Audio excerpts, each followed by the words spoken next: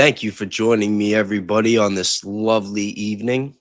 Hold on, what's going on with my sound now? Probably should have checked this before I started. So, I took a couple of days off. Can you guys hear me okay? Put a one in the chat if you could hear me. I sound like I'm a little low. I was moving all my stuff around, like changing everything in my studio. So, I didn't do any sound checks before I got started. All right, we're good? We're good? All right. Well, anyway, like I was saying, thank you for joining me on this lovely evening. I took a couple of days off.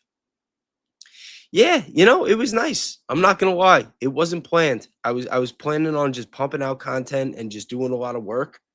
And then I don't know. The kids were all with their other parents. So I just hung out with the missus a little bit and spent some time with the baby. But I am back. I'm back on my grind. I will be streaming every day this week. And I figured, you know what? Oh, hold on. Yo, I got to tell you guys, I had so much fun doing these late night streams the last couple of nights. And once the kids go back to school, I don't know if I'm going to be able to keep doing them. I may or may not. So I'm like, you know what? Let me just take advantage now while I still can. There's just something about the late night vibe. It just feels good, you know? Like I just enjoy it. We're chilling. There's no like anything going on. I don't feel any time constraints, no family obligations or whatnot. Like I could just chill, watch some content, hang out, do some Q&A, and it's fun. We got Adam Angler in the chat.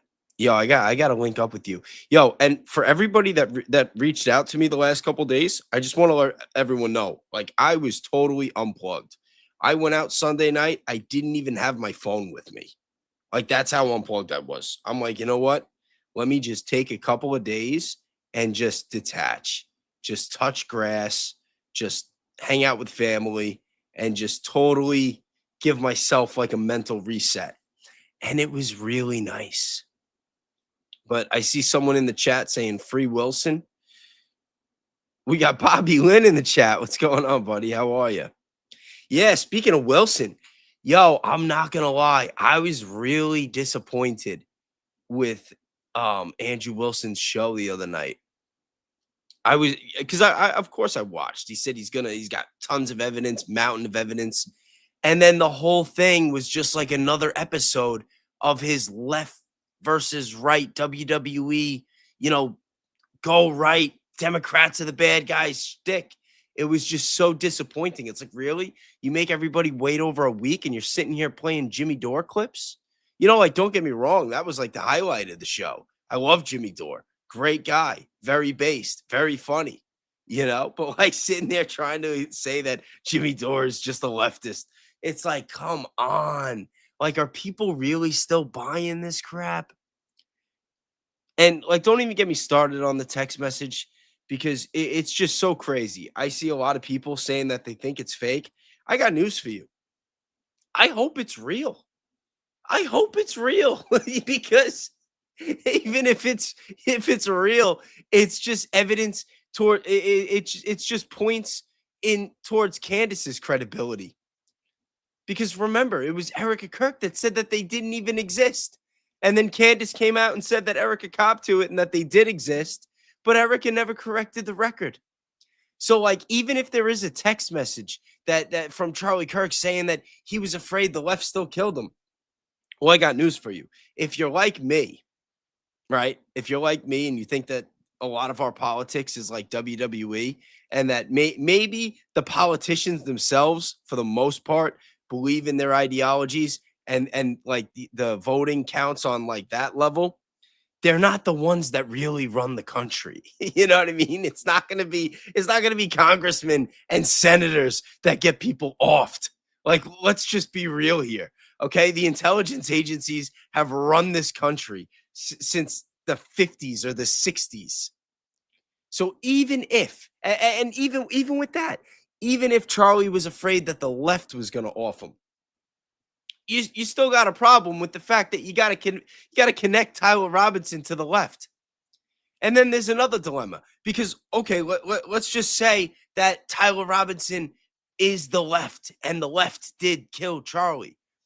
Well, then you're still going with all of our points that it wasn't a lone shooter and that it was a conspiracy. So either way, they try to spin this, no matter what text messages or evidence that they try to pull out of their ass now a year later, like they're still full of shit. They're still full of shit. Was Tyler Robinson involved? Maybe. Did he pull the trigger? Not likely. Do I think that he was working alone? Absolutely not. If he even was involved. Is there some sort of conspiracy on some level? Absolutely. Absolutely. And I don't come on here acting like a know-it-all. I'm not like saying, like, pointing fingers at anybody that specifically did it. I'm just saying that the people that have been trying to push this narrative from day one, TPUSA included, are full of shit. And Andrew Wilson just proved that a little bit more the other day. But anyway, I didn't come on tonight. You know, I didn't take 2 days off to come on and get all into the knee deep into the Charlie Kirk case and all that drama. God knows I'll be back into that in a couple of days, maybe tomorrow. But for tonight, I just want to chill. And yeah, you know, we might play a clip or two from our buddy Andrew Wilson. I might even play a clip from Gary Melton from Paramount Tactical. But it's all in good fun. I just want to have some fun. So let's start with one of my favorite people, a fellow Long Islander like myself, who had a really, really great bit the other day. And that is Tim Dillon. Actually, you know what? I'm gonna go small for this guy. Let's go. Let's get this show on the road. Go to quince.com/Tim. That's QUINCE/TIM. I was watching this Trump. Trump is not that funny anymore, and he's, destroying Earth, and he's, his shrinking base of loyalists is becoming, increasingly detached and unmoored from reality in a meaningful way. But this is one of the moments where classic Trump shines through. And again, this doesn't excuse covering up the Epstein files, the Iran war, the destruction of the American economy, building a tech surveillance state, the likes of which no one has ever seen. All of those we still view as negatives. Arming Israel to do whatever the hell they want. We all view this as negative. However, you still see he's got a little bit of his charm left. There's a little twinkle of his charm. And here's what I mean by that. He brings in the young man, the young lifeguard who saved that kid in, I believe it was Laguna Beach. The kid was caught in a very rough surf. It was like a riptide or something. And the kid saved. Yo, did you guys see this one already? Put a 1 in the chat if you already saw this.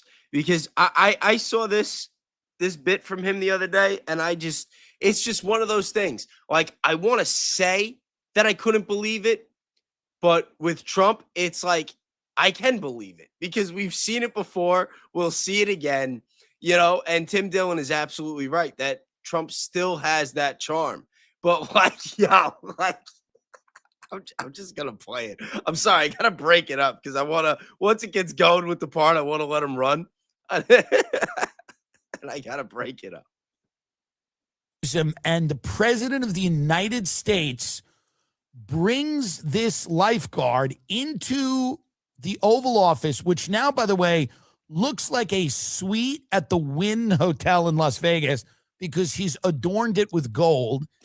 And he's sitting there and he tells the kid, that kid was lucky that I wasn't there that day because I would not have saved him.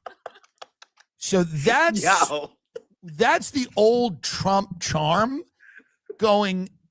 Because you get a glimpse into the inner workings of his mind when he brings the kid in and he goes, man, that guy was lucky that you were on duty that day.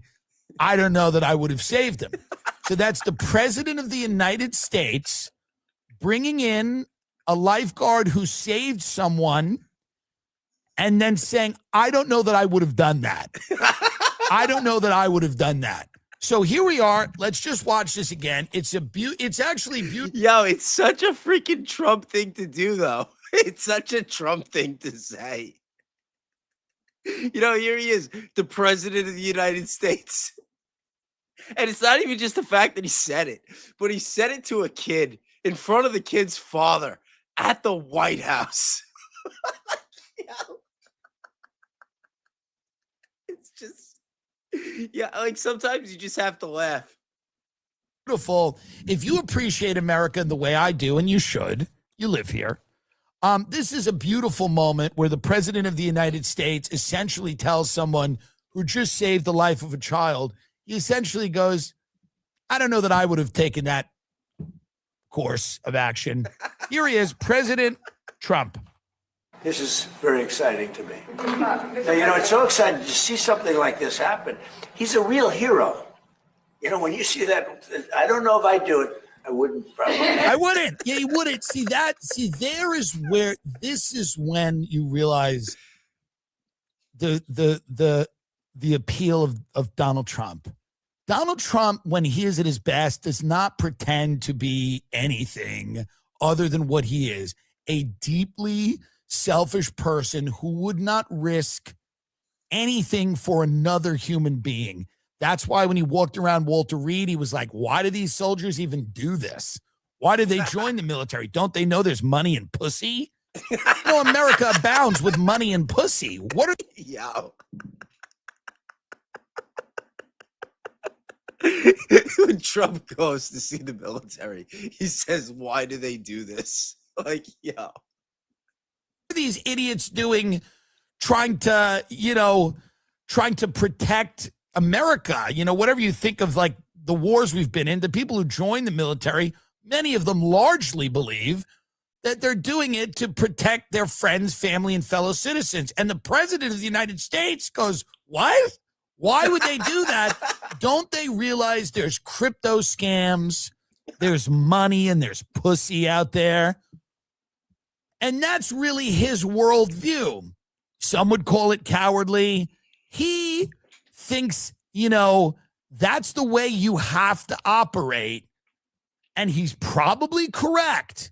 To become a billionaire and to basically do what he's done, you have to think like that. You cannot let other people, including your own children or any one of his wives, none of those people have ever been put before Donald Trump, which is why he was elected. It was so refreshing for people to hear, hey, guys, we're not putting on a show. I'm not telling you I'm a hero. Trump's like, this guy's a real hero. I don't know that I would have done it. I wouldn't have. It's what he said. But you know what? And we're going to get back to this in a second. But, you know, it makes everything make so much sense now. When people are like getting all mad like me, like, you know, Trump said he was going to end the wars, and we thought that there was going to be accountability for the people involved in the files, and he's going to drain the swamp, and, you know, the corrupt people are going to go to jail. It's like, think about it. You're Donald Trump. You talked all this shit, but you got the job. You won the election. It's like, what do? Do you really do that and put a target on your head and your family's heads, pissing off all the most powerful and evil people in the world? Or do you take the bag? Or do you just take the bag?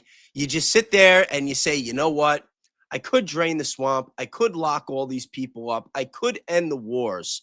But then they're probably going to kill me. No, they're definitely going to kill me. I mean, you know, JFK, Abraham Lincoln, etc. Like, yeah, you know what? I could just let business go as usual. Because think about it. If they kill me, they're just going to do it anyway. So why let them kill me when I could just, me and my family can make like $6 billion in the next couple of years and just be set up with generational wealth forever? You know, maybe they'll put my face on Mount Rushmore. Like, that's kind of like how it feels. You know, Trump hit that fork in the road. Either that or it was just the plan the entire time. That's very possible too. But anyway. That's just my take. He saved a child's life. He goes, I don't know that I would have done. I wouldn't have. And, there's something about it that, when he comes down that escalator in 2016, and the entire history of modern politics has been very scripted and staged people who go, I'm doing this for you. I'm a selfless guardian of the national interest. I care about you, and that's why I'm here. I could have made a lot of money in the private sector, but I chose government, and that was every speech that I grew up listening to was like some guy who was like, or some gal who was like, by the way, there was money out there for me, but you know what I chose? I chose to do this because I want safer communities, stronger families. And Trump was like, listen, we're getting ripped off. That was his appeal.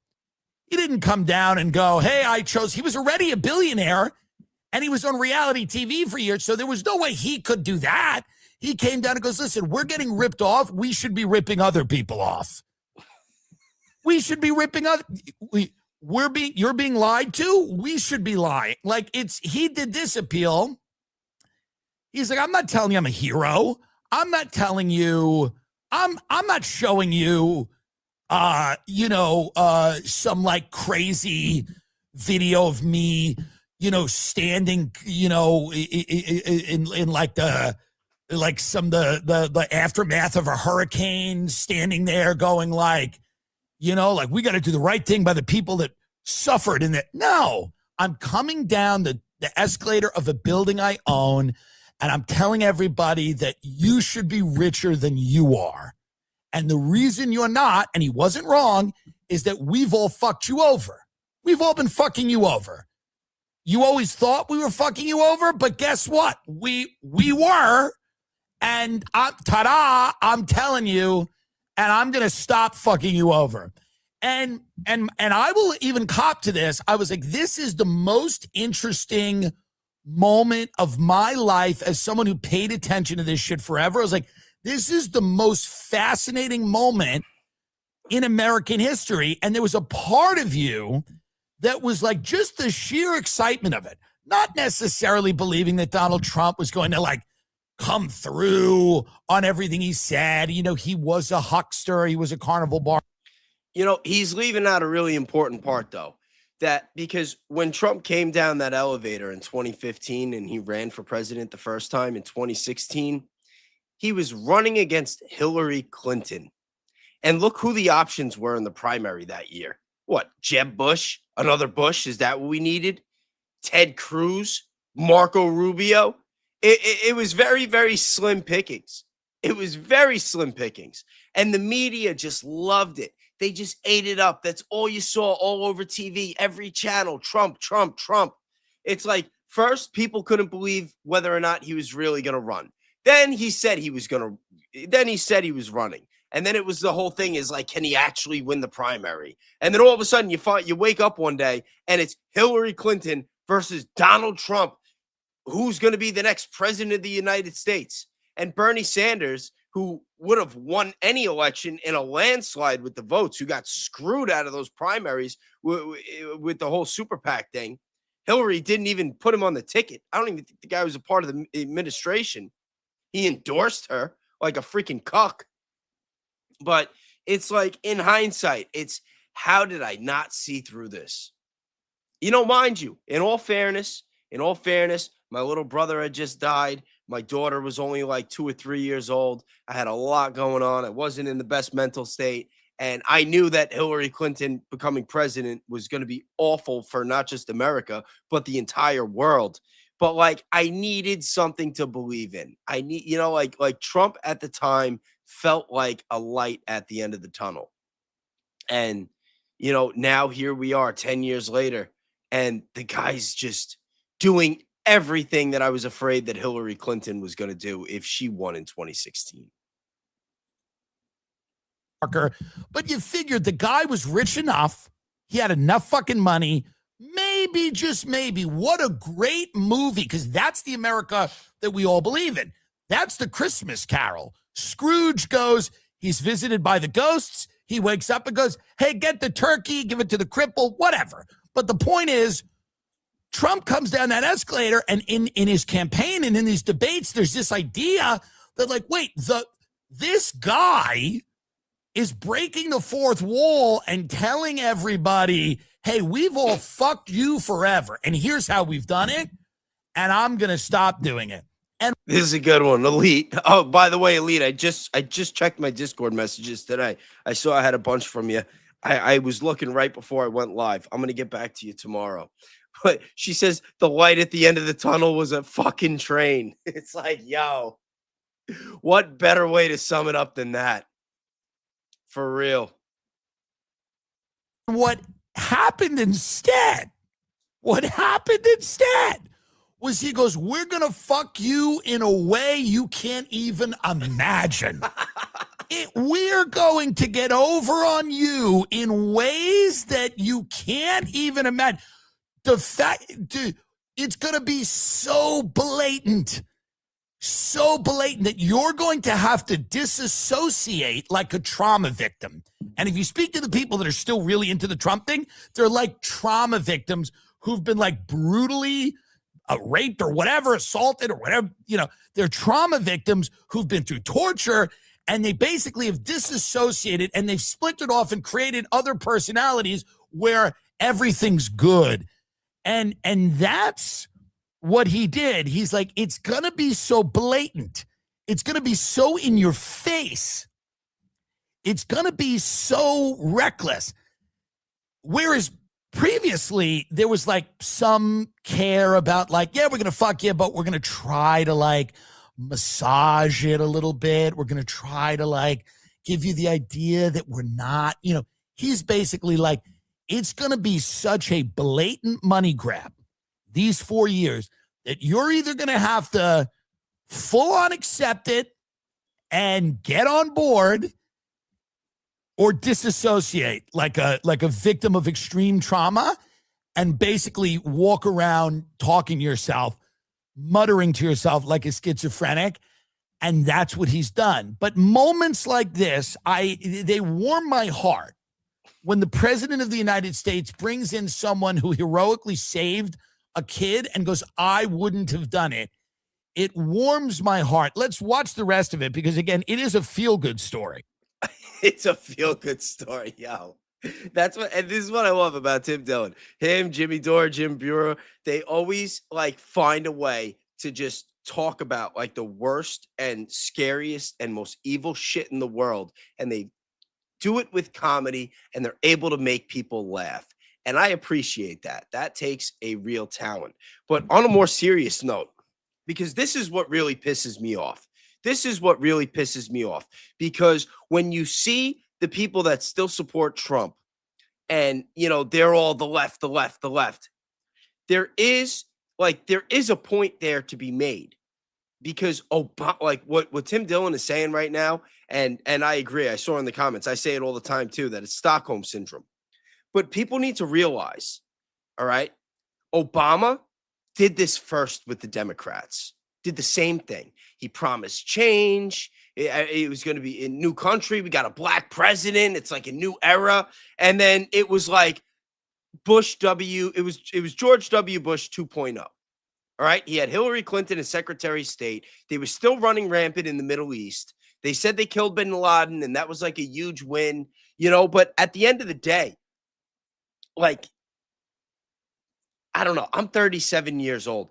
I have not seen a single president in my lifetime that made America a better or a safer place. Not one. Not one.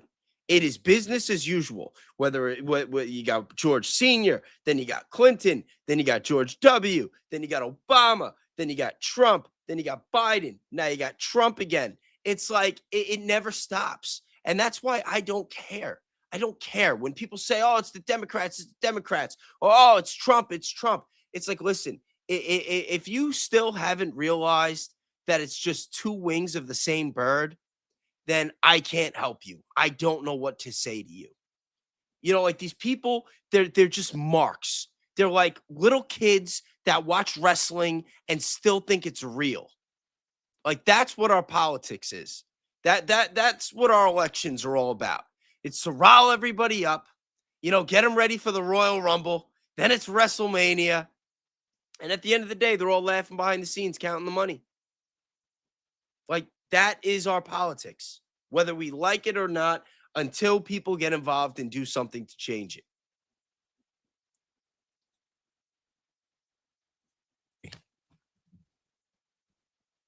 When you see that, I don't know if I do it. I wouldn't probably. It's incredible what Ryder did. I'm just beyond grateful to him and Aaron and the rest of the team and even the Good Samaritans that were there. Now, by the way, let's stop for a minute. I'm forgetting this. The father of the child who were saved are also in the room. Am I correct on that? Okay. Now this takes on a whole new dimension. This is why I don't prepare for the show, by the way. I don't prepare for the show ever. And they bring the articles up. Here's what's amazing about this, and I didn't even realize this. Trump is saying in front of the child who was saved, I would not have saved you. I didn't even realize they were in the room. This is the most amazing thing I've ever seen in my life. The child who was saved and his father are in the Oval Office, and in front of them both, the president of the United States goes, I don't know that I would have done it. I wouldn't have. In front of the father, he's saying to the father, I would not have saved your child. And the child who's sitting on the couch, Trump's going, I would have let you die. I would have let you die. This is unbelievable. Peak Trump. Peak Trump. Take it away. Continue. I'm just beyond grateful to him and Aaron and the rest of the team and even the Good Samaritans that were there. I mean, it's just such a privilege to be sitting next to him today. Yeah. And be able to celebrate his birthday tomorrow. And I'll bet you'll stay a little bit related to this group of people. Absolutely. Because you realize what a fantastic job they did. In those dangerous moments that we have, we always try to fall back on our training. We are trained so well by many to handle that situation as best we can. Trump is so bored. Stop it for a minute. Trump, nothing interests Trump less than people saving other people. It really is boring. And by the way, I'm a little bored by it too. I get it. Like I'm happy it happened, but I'm also a little bored. I grew up in Long Island. Like I'm like, yeah, what? All right. He's like, in those, the lifeguards, like in those moments of extreme danger, we make sure that we coordinate and then Trump's like, all right, yeah, but who's making money here? Where's the money in this? Trump's going, where is the money in pulling this fucking Mexican kid out of the ocean? Where's the money in this, buddy? Yo, it's so true though. Can you imagine like Trump waking up in the morning and it's like, all right, what's on the agenda today? It's like, well, at 10 o'clock, you have a lifeguard and a little kid. He's like, geez, it's like, what the fuck? Like, why? Like, I don't know. Maybe we're wrong. Maybe he enjoyed this. Maybe he was really touched by what that lifeguard did, especially knowing that he wouldn't have done it himself. Maybe he was truly moved. Maybe it was Trump's idea to bring them in. You never know. Oh my God. Yeah, the only thing that would have made that even better is if Erica Kirk was in there too, giving a little speech, one of her little scripted rants. Trump knows one thing. He goes, here's what America wasn't built on. This. Whatever you think about America was not built on people saving other people. That's not what America was built on. Trump's like, listen, Trump is so bored when this young lifeguard is talking. He is so bored. He's thinking about how to sell access to his Truth Social post, which he's already doing. He's thinking about bringing in, people. He's selling access to people that are big investors in Trump coin and the Bitcoin scam. And Trump's eyes would have lit up if the kid said, we're launching a coin. We're actually launching a crypto based on this event because we believe the event was so powerful that we are launching a crypto. And Trump Trump's eyes would have lit up. He would go, really? That's fascinating. But nothing excites Trump less than a story. And by the way, there's a part of me that understands that. And it's not a part of me that I'm proud of, and it's not a good part of me, but it's the part of all of us that none of us admit that we have, where it's kind of like, you know, it's the part of us where we go, yes, we know this kid's a hero and he did the right thing. And it's an amazing, it's the human spirit. And I'm even boring myself talking about the good thing the guy did. Let's continue. Our president, and by the way, I feel bad that our president kind of has to suffer through it. That's why he's going like, I wouldn't have done it. You know, like, what are you getting out of this? Continue. I'll tell you what they're getting out of this. It's, you know, he keeps going along and funding these never-ending wars. You know, think about it. The first day of the war with Iran, they bombed a school and they killed like 168 young girls. You know, think about that. Like, this is just PR. This is to make Americans, give them a nice little feel-good story that involves the president, to just make everybody feel good and feel like we're the good guys. You know, it's in America. You have a brave lifeguard for saving a child, which I mean, that is amazing. That is amazing. But like, they just use it. They just politicize it to try to create this like feel good moment so that they put that on the news instead of like what they're actually doing behind the scenes, what their actual intentions are. You know what I mean? Out of the water as fast as I can. And for shaping my future, I want to be a firefighter in the future. Hopefully go through paramedic school. Trump's like, no money in that. To a good start. We'll give them recommendations. We may have some good recommendations. Go ahead. I hope that everybody can take away from this and try to help more people. Try to look out for everybody around you. No, and not this White House. Just try to help everybody out as much as you can. And they would rather do nothing else. Right? That's very good. I think it's great. This is very exciting to me. Yeah. You know, it's so exciting to see something like this happen. Right. He's a real hero. Right. You know, when you see that, I don't know if I'd do it. I wouldn't. Probably. Right, I wouldn't. I wouldn't have saved you. You're lucky I wasn't on. He says that day. I don't know. He goes, "You're lucky." Yeah, you're lucky. I wouldn't have been on. Yeah, he says to a child, and he's a real lucky guy too. All right, get him out of there. I mean, he says to a child, "You're lucky I wasn't there that day." He's saying this is the first time the child has met the president of the United States. This is the first time the child has met the president of the United States of America. And he's saying, you're lucky I wasn't there. I would have let you die, because that's what our country's about. You see why I'm sitting here in the Oval Office adorned with gold? It's not because I pulled a bunch of Mexican kids out of the water. In fact, I put a bunch of them in cages. God. There's a ton of people that look like you that are in a cage right now. So, I mean, this is an interesting insight into the psyche of Trump. You don't get a lot of them, by the way. You think you would get more because we've, you know, so much of him is.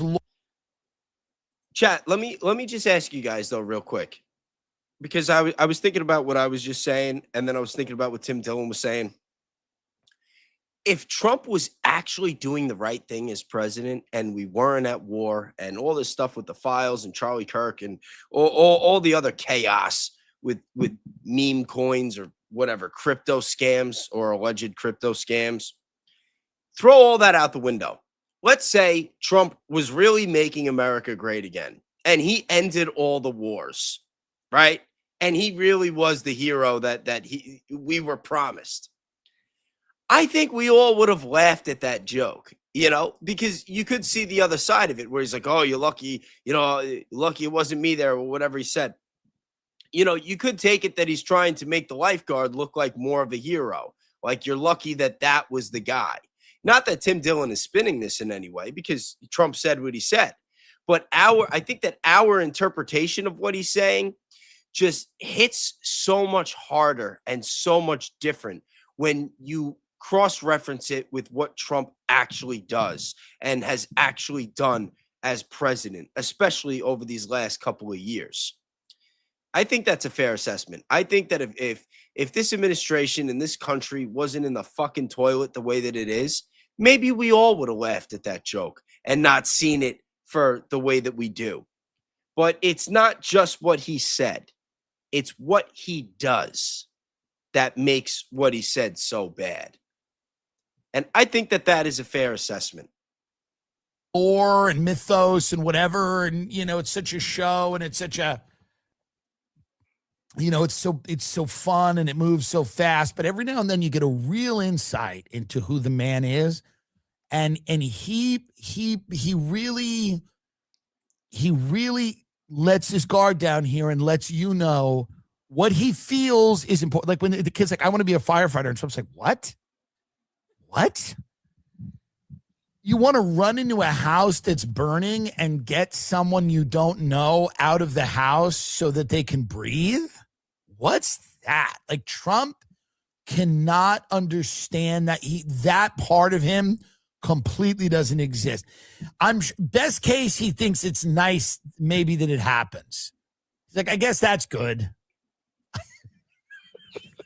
I guess it's good that people do that.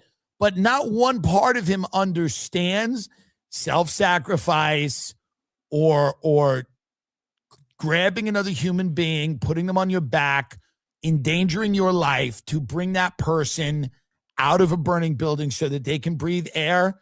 Trump's like, I just don't know about that as a business venture. How does that, and it's not fun. Here's the other thing about Trump. Trump goes, yeah, it's not really fun. Like houses burning down, people drowning. Not so much fun in that. You know what's fun? Firing people in a boardroom on television, being a wrestling heel, like doing big rallies, landing in a helicopter and like calling people names. That's fun. Roasting people. That's fun. This isn't fun. He gets bored. He goes, I don't know about this. It's not good TV. That's what we've always said about Trump. He likes good TV. He goes, well, you know, the saving of the kids fun for a minute, but, you know, then it's over. Then it's over. Doesn't really. Yeah, I mean, we all should have knew what we were getting with Trump in the very beginning, because how could he ever relate or empathize with the everyday American? And that's the problem. Like, none of these people do. None of these people in politics, even the people that grow up with a modest upbringing, it's like they get to a certain point where they get access to the power, they get access to the money, and it's like they just forget and they just stop caring. Supporter of foreign wars, especially. But now, actually, you know what? I'm gonna save save that one. Actually, you know what? But the guy that brought it, the guy. Let's start with the little Andrew Wilson. Let's go to, actually, you know what? I'm going to read a couple of super chats first. I see I got a couple of them here. Renee, thank you very much. Hey, buddy. Hey, how are you? We got a big super chat from Pablo Discabar. Thank you very much. Hi, Bays in chat. Much love from the Netherlands. Thank you very much. That is greatly appreciated. We got Bobby Lynn with the super chat, $20. Thank you very much. Here is a mere chat to help keep the message flowing. No telling how much longer we will have it, but keep casting, my dude. Listen, I'm hoping to be doing this for a very long time. I'm hoping that our country is going to persevere through everything that we're going through, everything that we're going to go through.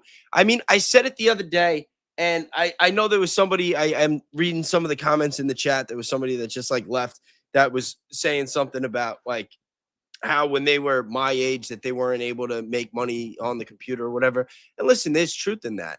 But the world that we live in today, it is so much different than a couple of generations ago. Like, I think back to before I was born, like I couldn't imagine what it was like for people that got drafted to go to Vietnam, or people that had kids that were getting drafted to go to Vietnam. You know, like when you think about some of the dark times in our history and what Americans had to go through, and then you look at where we're at now, Americans really do have it very, very good. We do have it really good. Yeah, we're getting screwed. We could have it a lot better. But, you know, my response to that is, like, what is the average person doing about their problems to try to make the world better or try to make their lives better? You know, because there's different types of people. There are people that work hard, do the right thing, you know, do what they were brought up believing that they had to do. Like, think about all the kids right now that went to college, racked up all this debt, and now it's like they come out and they can't get a job, or they have a job. It's going to be good for a couple of years, but they know that AI is around the corner and they're going to lose everything. Like, my point is even though we have a lot of luxuries and there's a lot of really horrible shit that people had to go through decades ago, we can only compare to what we know. We can only compare to the way that things have been recently. Like, just talking about the average civilian, the average person. The average person isn't thinking about what life was like back in the 1800s or back in the early 1900s. They're thinking about what's going on now. They're thinking like, hey, I'm 30 years old. I don't think I'm ever going to be able to afford a house. I hate my job and I have to work just to share a shitty apartment with a person I'm in a relationship that I don't even like and that I can't even afford to break up with. Think about all of the broken homes, like all like the divorce rates are through the roof. They've been through the roof for a long time. People are not getting married. The birth rates are declining. Like, there's just something broken about America and just life in America in general. People are not, and a lot of it has to do with the indoctrination. It has to do with influence from media and television and indoctrination in school. But like, people could have it so much better without, even with all the evil shit that the government's doing. It's just, I feel like a lot of people just haven't found their way. Like, it's not being taught to them.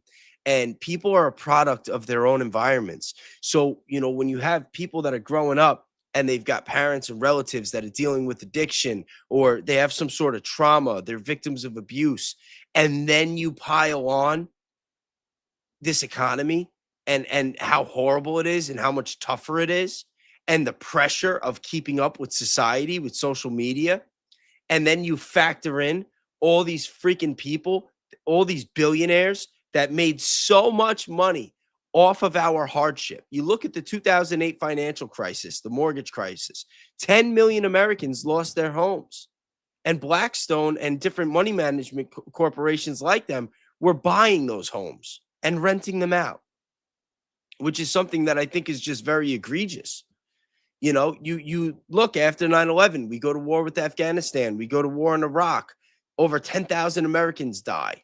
The majority, like, I think more than 90% of the opium at the time was being harvested and grown in Afghanistan. And then all of a sudden we have a flood of opioids in America because, Oxycontin becomes a thing and it gets prescribed and passed around like freaking lollipops. And now, fast forward, now that we have the consequences of that and we see the detrimental effects, and every one of us, I'm sure, has lost at least one person that they love from opioids. Now, what do they say? Oh, it's China. They're sending in fentanyl through Mexico. It's like there's never any accountability. These fucking people in power just keep finding more and more ways to profit and make money at our expense. And it's just getting harder and harder in different ways for the average American. And, me having 4 kids, I'm really worried. Like, it's crazy. Like, I sit here doing research and I sit here watching this stuff and covering content, watching content. And I really ask myself, like, is America going to be a safe place for my kids to grow up in? Like, is America the ideal place? Because growing up, I was always led to believe that I was so blessed to live in America. Like, it's the greatest place in the world. And it's like, yeah, it kind of feels like it is. But is that also because America is going around bombing everybody? You know what I mean? Like, what are we comparing with? Like, the government, the American government has more power and resources than any other country. And they just never use it for good.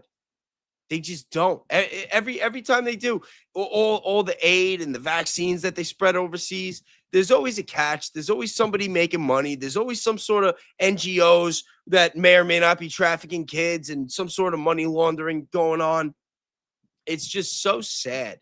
It's just so sad. And then, you know, on top of all that, you get jerk-offs like Andrew Wilson that talk about people like me and people like us that talk about this stuff, and they say, well, where's the evidence? Now, this is Andrew Wilson a couple months back on, or about a year ago now, on the Patrick Bet-David podcast. They brought in anybody Oh, this is right after Dan Bongino stepped down, by the way. that ever hired him, the guy sided with the person that paid him. I don't know if that makes sense. Yeah. So anybody that hired him to investigate who was behind it always sided with the person that paid him. Sure. However, that doesn't mean he's wrong. No, it doesn't mean he's wrong. But and so if you have 6 patterns of that happening, and the guy's an 80-year-old something guy, it's not like a it's guy enough to raise an eyebrow about. It's enough to raise an eyebrow. But it's at least some evidence. Sure, I get it's something you ought to consider. But it goes back to when you're talking about, you know, when there's an eyewitness and it happens, and people misremember the sequence of what happened first. Right. Well, first they opened the door, then they walked in, then they shot. You sure? Did they shoot first, then open? Oh, I don't remember. It's kind of like, so you don't, so, but you got to put into consider it. But to me, when he does his first podcast in the next 6 months, how is he going to do a podcast? Think about it. Is it going to be 19 things I learned in the FBI that they don't want you to know about? He can't do that. No, of course not. He can't do that. So, okay. Non-disclosure. So the entire time he's thinking about what things am I going to comment on? What are you going to comment on? What if he came out and he's a whistleblower? And he's not going to do that. Then protected under whistleblower law. It's so funny listening to Andrew Wilson and Patrick Bet-David speculate on how Dan Bongino is going to do his show when he comes back, especially now that he's been back for how many months, and we know exactly what he did. He came on and he just decided to start gaslighting the shit out of everybody. Everybody that ever supported him, that believed in him, that still stands with the message, that still believes in the cause, that still wants accountability for Epstein, and still wants to know the truth about Charlie Kirk. He's just gaslighting all of us. You know, calling us doomsdayers and black pillars and saying that we're destroying MAGA, that it's all about destroying MAGA. It's like, no, motherfucker. It's about accountability. It's about making our country better. It's about getting rid of all these scumbags, going after all these same people that you said you were going to go after. And he never did. And it's funny. It's funny because Patrick Bet-David is leaning more favoring Dan Bongino here. And it's actually Andrew Wilson that's a little bit more skeptical about the narrative, which I find to be very interesting. You know, kind of like right after Charlie Kirk died when he's saying, where's the rifle? And he's going back and forth with that other guy for like 7 or 8 minutes because Andrew Wilson, he didn't see the rifle. He said that it looked like a jacket, like the guy on the roof, you know, like he didn't see a rifle. He's not going to do that because I think they would destroy him. The hardest part about, you know, when you join the mob, and everything is a mob. It doesn't matter what you think about. When you're a made man, you don't just walk away, right? He is a made man. He is. Yeah. Great point. So he is a made man. Great So point. if you're going to walk away and go back to regular life, listen, you don't think they have stuff on everything with Dan and, you know, in this video, he's talking about how tough it is on his marriage and how, I don't know if you saw that interview, says, you realize how tough it is on my marriage? I don't see my wife. We're having a hard time. We're separated right now. He says, not separated as divorced. We're just separated for the last 6 months. This is not like a, you know, oh my God, what an awesome job. I can't wait to be, you know, the director or you do this. No, it's a pretty shitty job that you got. Yeah. Especially if you're a family guy. Oh, and Cash is not a family guy. Cash has got a girlfriend. Yeah, that he's doing podcasts with. Totally get it. But what I'm saying is he's got a his girlfriend. girlfriend sue Elijah Schaffer? Yes. I don't know. She was getting sued because they said that she was a honeypot, allegedly for Israel. Yeah. And they sued him for like $10 million for a lot of money. or something? I think we showed it, Pat. He made a video. You played it a while ago about the guy saying, he's like, bro, I didn't say. Who is Elisha? I would love to hear Andrew Wilson's take on that lawsuit and whether or not he thinks that Kash Patel's girlfriend should have sued. I think it was for $5 million. I don't think it was for 10. Schaefer. Elijah He's a Schaffer, he's a podcaster. Can you pull him up real quick, Rob? I'll let you know the moment I see his face. Yeah, this guy. We showed it. Yeah, we made that video. Yeah. But then, and I know we want to close back. You have to understand too, like what you're talking about, the conscience. They release, besides the influencers holding the Epstein list, which is complete BS, and it was such an embarrassment with all the lying from Pam Bondi and all these people. Just alone, Andrew, the doctored video of splicing out moments in his jail cell, of Epstein's jail cell. It's like, you guys took out 30 seconds. What are we doing, bro? It was. But do you think, just to ask you directly, right? Do you think that Trump is named in the Epstein files? I don't think his name is. If I had to guess and assume, I think very powerful people that he knows that gave him potentially money, they're on there. There's a lot of Is people. it a deal breaker for you? I don't like, I'm anti any. He knows this. He knows me more than anybody here. Anything with children, Andrew, as a Christian Bible reading, the major, most warning spots in the Bible, I think it's Ephesians chapter 12, something like that, verse 6, about harming children. That's the worst. You might as well tie a millstone around your neck and throw yourself in the deepest parts of the ocean, which the symbolism is God sees everything. Why would God say in the deepest parts of the ocean? Because he wants you out of his freaking sight. If it came out that Trump, not that Trump did any of this stuff, but just people adjacent to him, and he's protecting them, it's over, right? I'm done. I agree with that. I don't play. He agrees with that. He agrees with that. Yo, what are these guys saying now? It's like they all change their minds so fast. The second somebody comes around with a check and says, hey, like, we know what you said last year, but you want to start making some real money. You want to get some access to power. Yo. You can't make it up. You can't make it up. Now, mind you, when people wanted the Epstein files, everybody just, when they thought Epstein, they thought pedophilia, they thought like big sex trafficking rings. And I tried telling people earlier on that there's a lot more than that. Like that guy, like what he was doing with that, a lot of that was probably recreational activities, but there was a lot of money laundering. There was a lot of deals getting facilitated. There was a lot of influence on the education system in America and science and gun running and just so many other things that big names, people with real power, were affiliated with. And it's like everybody, the files come out. Part of them did. They were all supposed to come out. It never happened. They literally, every day that they don't release the rest of them, they're breaking the law. They leaked the names of the victims, but they're still protecting so many people in emails where you can clearly see that there's some sort of trafficking going on, but they're protecting those people, even though they leaked the names of the victims. And now, back then, just a year ago or a couple months ago, you got Andrew Wilson, you got the people on the Patrick Bet-David show, and they're saying that it would be a deal breaker until it wasn't a deal breaker. Because now Andrew Wilson is shilling for TPUSA. It's just unbelievable. Andrew, I think that's the correct take, honestly. You know what my position is?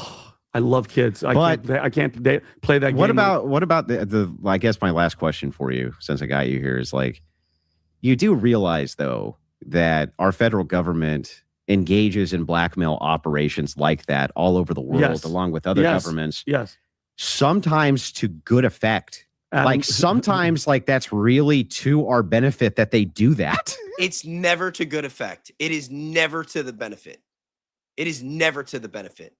I listen, when it comes to harming children and the type of abuse that they're referring to, it is never for the greater good.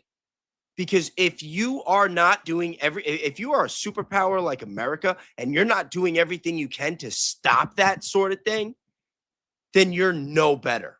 In fact, you're even worse. So, I mean, this right here, it's very telling. Look at the look on his face. Look at the look on his face. Like, that kind of tells you everything you need to know about Andrew Wilson. It's like, oh, well, it's really bad. Yeah, it's a deal breaker for me. But on the other hand, like sometimes it's got its benefits. It's just so disgusting. Got a couple more super chats. I'm going to read some real quick, and then we'll keep going with this video. Got some jewels. Thank you. We got Rage Bronson sending some jewels. Thank you. Bobby Lynn, $10. Thank you very much. I grew up during Cronkite and Koppel when the news used to keep politicians responsible. Media today is owned by the complex. This is the only way to get the news unfiltered. Use caution consuming it. 100% true. And that's exactly why I do what I do. It's like, I feel like you need platforms in this world where people can give objective information, especially when you have a system like we have, where it's like you have two sides that are just whatever side you're on. It's like all you're getting is that bias. It's insane. And I can't believe so many people are still falling for it. Intuition Jen, thank you very much. Good morning, everybody from Europe. Yo, I love when people from overseas are showing me love in the chat. That's part of the reason why I enjoy doing these late night lives, because I know that it's like daytime over there for you guys. And it's just awesome knowing that there are people across the world right now that are like waking up and want to watch my content. Like, thank you so much. And thank you for everybody, the people here that are staying up late with me too. You guys are all the best. I really appreciate you. Bobby Lynn, again, $10. Thank you very much. The things Americans can get behind destroying is PDFs and corrupt politicians. That's why they fear us and keep us in the dark. I can't agree more. I can't agree more. The fact that there are even people out there that try to like talk about the greater good in terms of children being trafficked and harmed for blackmail. It's like, no. Is that really, after all these years, after all the innovation, the size of our military, the level of it's just, yo, I'm telling you, it literally just makes my head hurt, like just thinking about it. All this technology, all this money, all these resources, all this intelligence, everything that we know, like, how can that ever be the answer? How can that ever be a solution? There is no greater good when it comes to harming children. And I don't care what this douchebag has to say about that. Right? He's sat there multiple times because, Andrew, great. I love that you said that. I had to wake up to that fact because I said, let justice be done though the heavens fall. Meaning, if we're built on that, like, and I get what you're saying. How does God, the ultimate judge, look at us? People are manipulating each other and doing everything to further the dominance and the power of the United States. I am so I get what you're saying. And trust me, I know that they're doing it because it didn't start with Trump. This has been going. It's such a powerful thing, Andrew. They've all been involved. Well, it's gone through 4 administrations. Four of them. Yeah. So yeah, exactly. So my point is, my attitude is, I understand 100%. And he's explained it, and I get it. It's just, bro, I know for a fact God isn't going, yeah, you know what? Keep the pedophilia a secret because X, Y, and Z are there, and we have a good relationship with this country. I'm anti that 1,000% because God, you're not hiding from him at all. He sees it all. Yeah, unless it's that one specific nation, and then all of a sudden they get the pass. It's like I can't even laugh because it's just so fucking disgusting. It's so disgusting. Our country has sold its soul.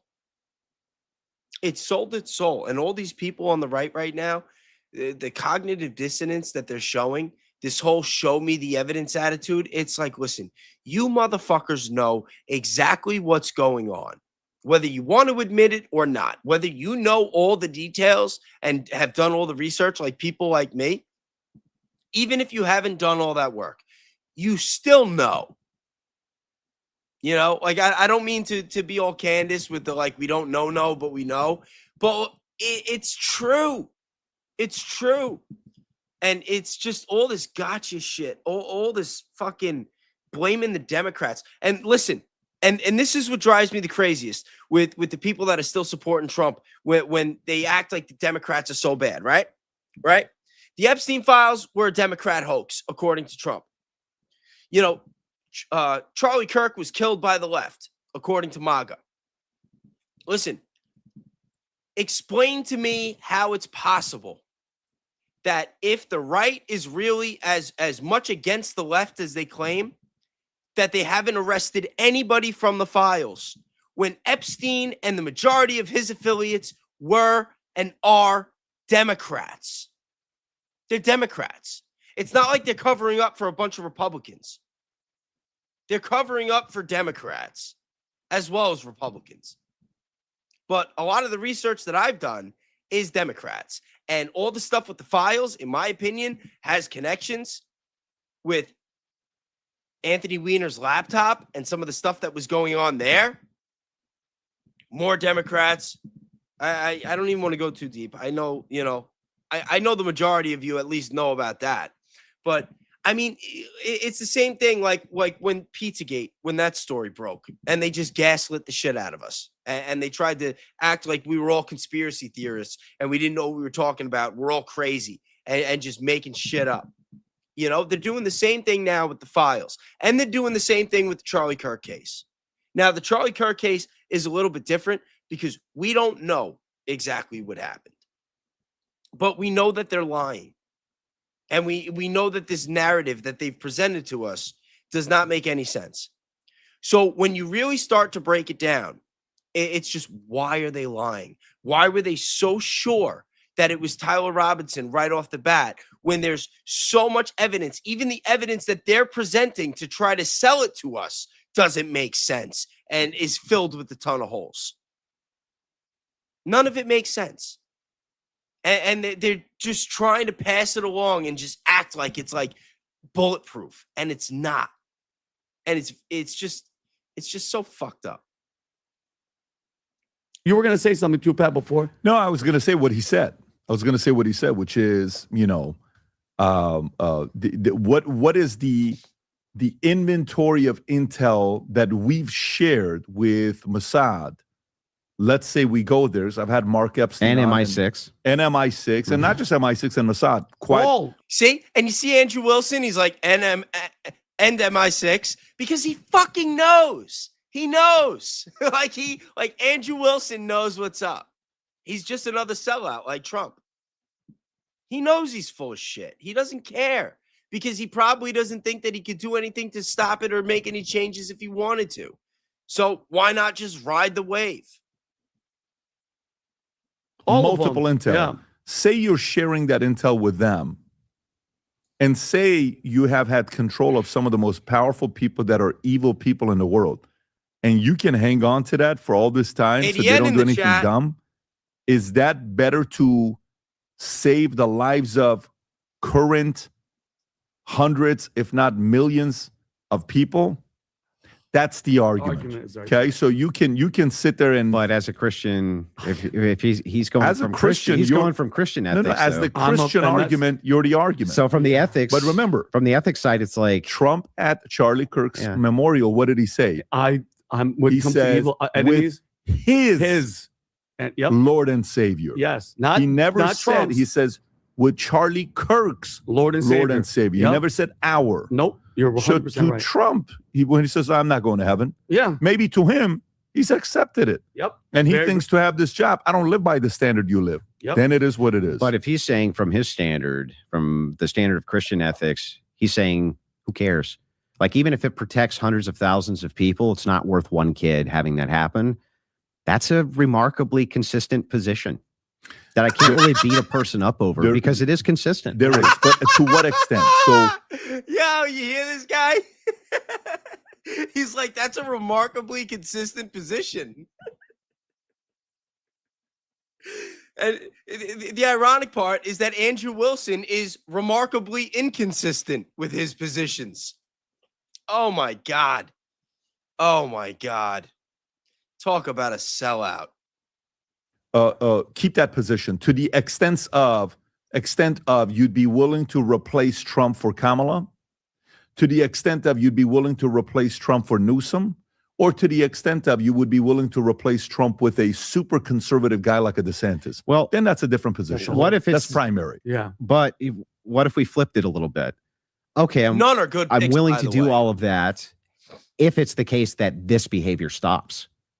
Wouldn't that still be consistent? So let's say if you were to say, okay, I will replace Trump with Kamala, but only under the condition that these blackmail operations using underage kids as sexual objects also stops. And would you take the deal then? Do you believe somebody on the progressive side is going to have that kind of a belief system? But let's just say hypothetically, Planned though, Parenthood is a great thing. Well, let's just say funding it. hypothetically they would. Would you make the deal then? Would you replace them then? What other values and principles would I need to accept that comes with that package? Yeah, that's a would good I need point. to accept the package of LGBTQ? Would I need to accept the package of allow 20 million immigrants to come in, of which Trump's not exactly hard on the Afghanistan. LGBTQ. To be No, fair. he's not. But you know what his argument was in 2016 when they asked him about it. In 2015 they asked him about it. They said, "So what is your position with LGBTQ?" He said, "Isn't that already a law? What are we talking about? Let's move on." Yeah, it was a 2-second conversation, and he moved on from it, right? Because Trump is very calculating. He looks at what are the top 5 issues. Why would I make a 12 issue a number 3 issue? No, boom. Here's my top 5 issue. They're sending their worst. They're rapists. They're this, they're that. And we got to build a wall. Boom. Go. Mm-hmm. Yes, I'm behind it. Then comes in, hey, guys are praying over him. And the ironic part is they, he's talking about Trump saying, why would I make a number 12 issue, a number 3 issue? Well, guess what, guys? The number 1 issue right now is our not so greatest ally. And not only Trump's, alleged allegiance, it's not even alleged at this point. I mean, let's face it, we all know that is going to be the number 1 issue when people go to vote in 2026, in 2028, and thereafter. I think that's going to be the biggest issue. And they're trying to act like it's not. And they're going to try to pass hate speech laws. And they're literally going to use the law to go after people, probably people like me, maybe even myself included. Try to find loopholes in the law and create new legislation to try to silence people. And if that doesn't work, you're going to see more people get kirked. Because that is the direction that this country, the people that run our country, wants to go. And it is completely contradictory with our Constitution, with our values, and with what the American people want. Is he a Christian? Is he not a Christian? Nobody knows you. I used to go to the Church of Norman Vincent Peale with Power of Positive Thinking, and that's a different Christian Power of Positive Thinking. You don't think that that's a more powerful argument? Which one? So the argument from complexity, he's saying, like, look, this is a really complex world that we live in. And even if it was the case that Trump knew about this and is protecting these people, the greater harm actually would be to allow Kamala Harris to perform another 700,000 abortions this next year. That's such a freaking crazy argument. Like, 100%. Like You know what George Clooney said?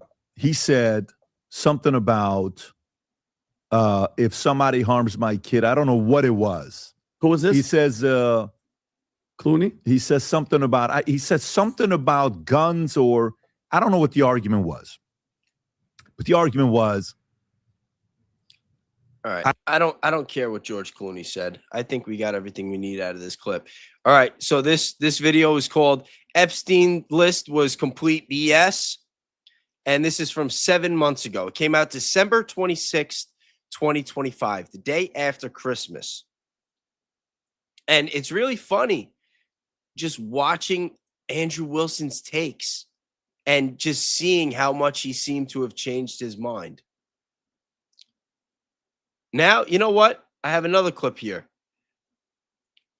This is our buddy, Gary Melton, covering Andrew Wilson's debate with Owen Schroyer. This video came out about 3 months ago, April 28th. Let's see what they all had to say on this. Not in Iran. I'm not making any excuses for it. I'm just pointing out something which is obvious. He also says Elon Musk did Doge cuts. Were Democrats going to do Doge cuts? No. Trump made that promise, and that's exactly what they tried to do.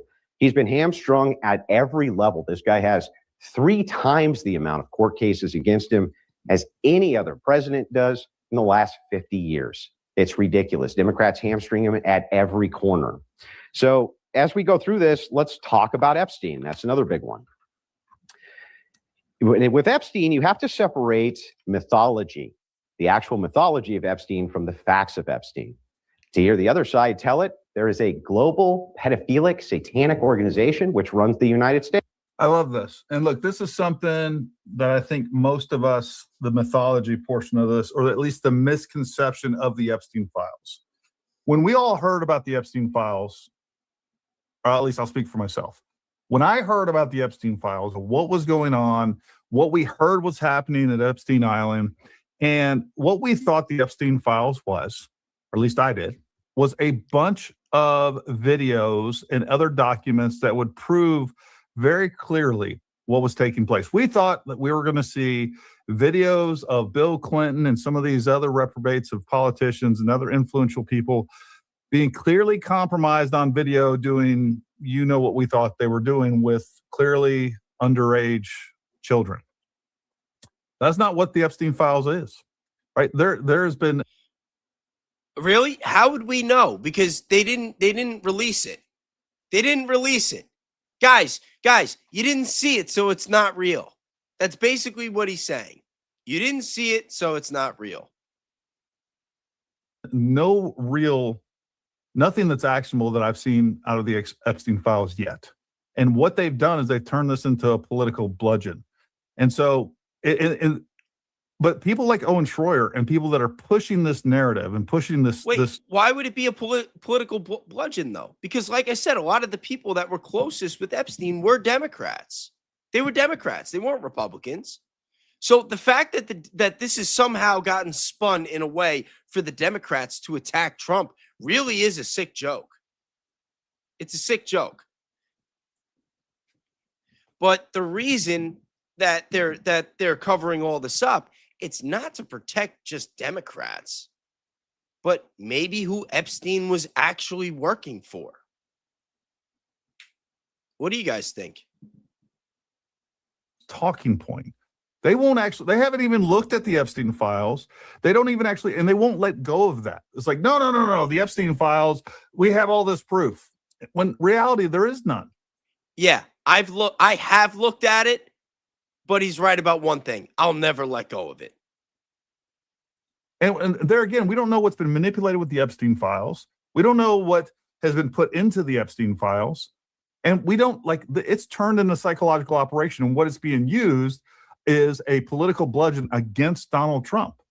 And I've talked about this time and time again. Like, there's nothing in there that links Donald Trump to actionable and anything that he's done wrong. What it does indicate is that he was one of the first people to kick Epstein out of his club. He actually helped with the prosecution of Epstein.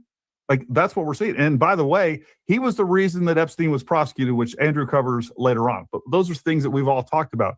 But the people on the woke right, even worse than the left, like the TDS, the Trump derangement syndrome that is taking place on the woke right is 10 times worse than I've ever seen with the Democrats.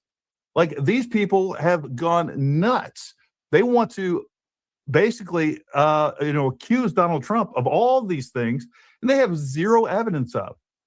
I'm not accusing Donald Trump of anything, by the way. In fact, I've caught a lot of shit in my chats for saying that before the files started coming out, that from the research that I saw, that I did not think that Trump was on the in with Epstein on the same level that people think, not with the type of stuff that I was looking into. And I did a live with Valhalla, shout out to Nate, on Saturday night. It was members only, if you're a member, and you haven't watched it yet, check it out. It was really good. We have it on both of our members only channels, so you can become a member to either one of our channels to watch it.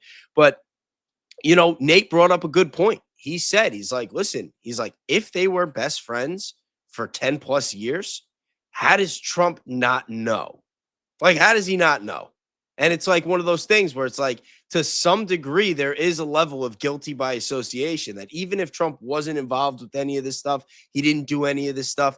If he was that close with the guy for 10 years, he probably knew something. And there is some level of accountability that goes with that. Again, this comes back to whatever I decide in my mind. And that's giving him the benefit of the doubt that he probably doesn't even deserve at this point. I'm going to accuse people of this. I don't need evidence, or eventually we'll find evidence, or we'll just manufacture evidence. That's what these people are doing. The evidence they have for that, Fucking nothing. They have nothing. They have no evidence whatsoever. Guarantee you he won't be able to provide us with any evidence for that. Not a single shred. Not only that, I'll tell you. There's a lot of evidence. They just black out the names on the emails. Like, the evidence is there. They covered it up. They covered it up. They covered it up. And then you got guys like Hash Patel going before Congress saying, based on what I've seen, there's no credible evidence that I have, wink, wink, where I could prosecute anybody or leads me to believe that there was other people involved. It's bullshit. We know that it's bullshit. They know it's bullshit. They know that we know that they know it's bullshit. And they just sit here and gaslight us. They just gaslight us anyway, and then they try to call us the grifters. These people are soulless. They have no soul.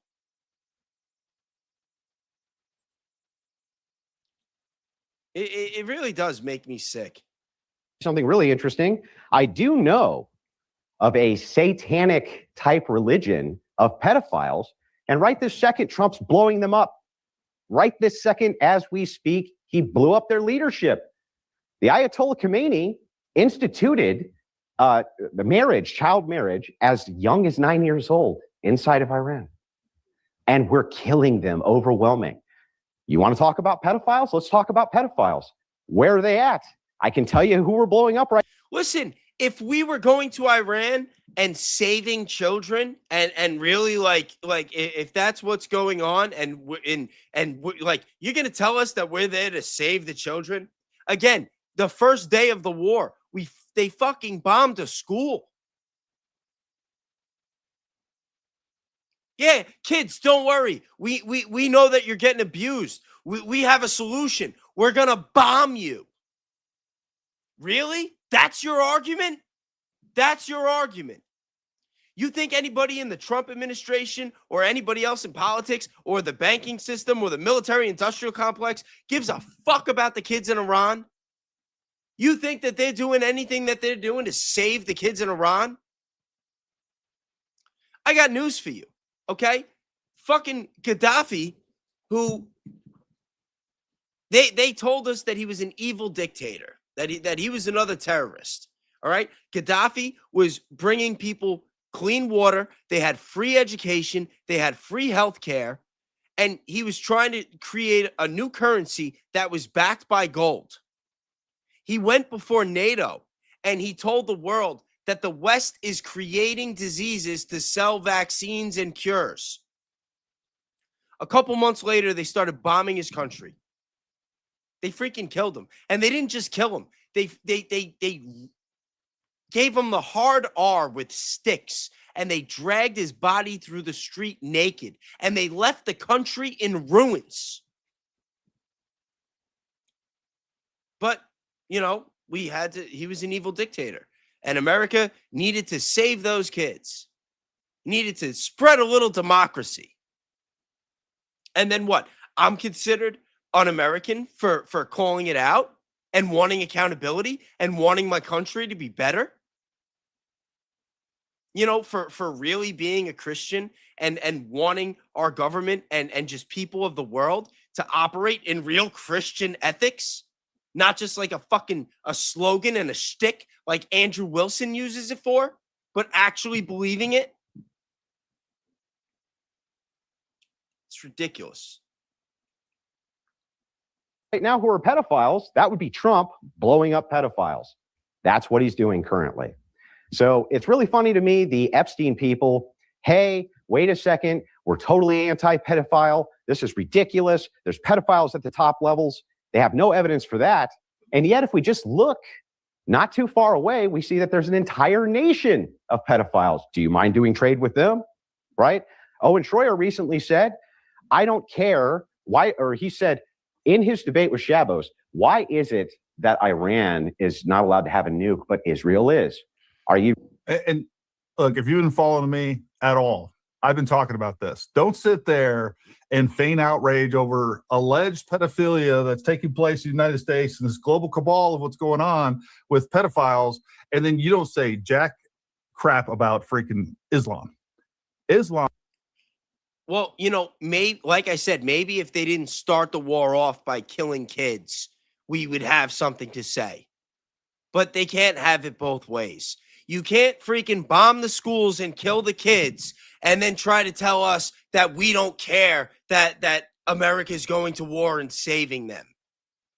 They're not saving them. They're not saving anybody. They're crippling our economy, and they're literally destroying the world. Is institutionalized pedophilia everywhere. We have over 1 billion Muslims, and they believe this stuff. They believe it's okay to have a prophet that actually married a little girl at 6 years old, consummated the marriage at 9, and that's perfectly fine. And by the way, the other part of this is Sharia law. I just had a clip the other day. This guy was caught. Yeah.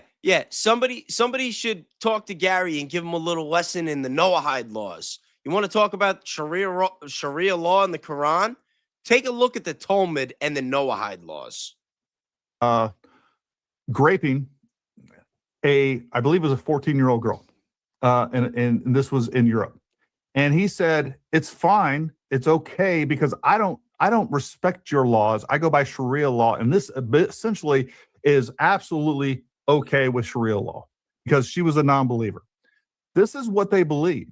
And we don't see that until they start to become a majority. They sit there and act like they're the religion of peace as long as they're a minority. Folks, it's a scam. I can't listen to this guy. I'm not here trying to trash Gary. But he's a big time hypocrite. I think that's all I need to say on that topic. But you know what? Like I said, I was very disappointed with Andrew Wilson's show on Saturday. He tried to make the whole thing about creators that are trying to take down MAGA, like try to spin it like it's all some conspiracy, against the right to make sure that the Democrats win. What a crock of shit. So let's hear what Jimmy Dore had to say about that show and about Andrew Wilson's text message that he showed.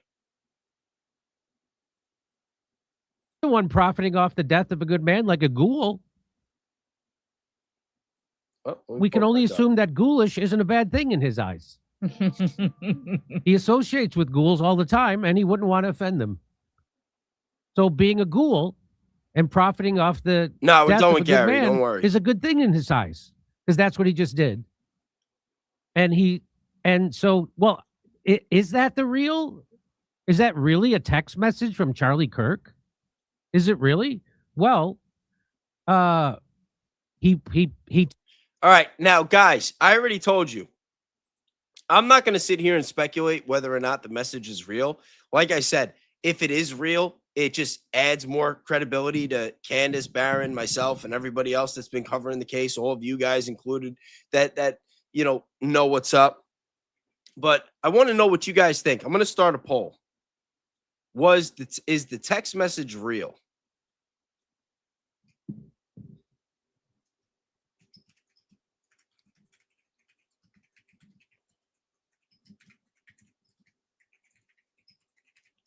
Like I said, I'm not even speculating. I don't care. I shouldn't say I don't care. It's not that I don't care, but you guys know what I mean. But I'm curious to see what you guys think. Let's keep going. He tweets it out on X and he says, "Here you go, you vultures. Why are we the vultures? You're the one profiting off the death of a good man like a ghoul." And so Candace Owens says, "Hey, thank you, Andrew. I noticed TPUSA unusually quiet when they are typically chronically online. Andrew Kovic, Blake Neff, since names are blacked out, so because all the names of the people talking here are all blacked out." Hey, just like the Epstein files. Why would you do that? And she says all the names are blacked out. Can you guys kindly confirm these are real, unedited messages from Charlie Cook to Dan Flood? Thanks in advance. As of this recording, TPUSA has not weighed in. So no one's confirming this, even though he said he got it from them. Andrew Wilson said he got those messages from him. Now, there's plenty of things wrong with this. There's plenty of things wrong. For instance, right here on the phone, first of all, it's on airplane mode. Why would it be on airplane mode? What? And then if you see over here, on the phone time says it's 6:29, but on the text, Right. but on the texts, it says it's like 6:44, which is after 6:29. Could that possibly work? Well, let's ask Grok if that's possible. Grok, are the timestamps on that image possible or impossible by taking a legitimate, unaltered screenshot? Grok says impossible. That's what Grok says. A legitimate, unaltered phone screenshot. The status bar clock shows the current device time.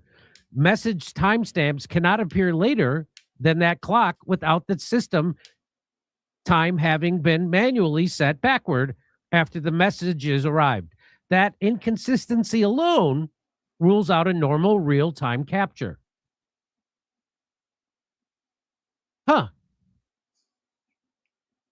I love how he just says that. He's like, huh. Oh, man. Again, I unplugged for a couple of days. I watched Andrew's show on Saturday, and then I did my live with Nate.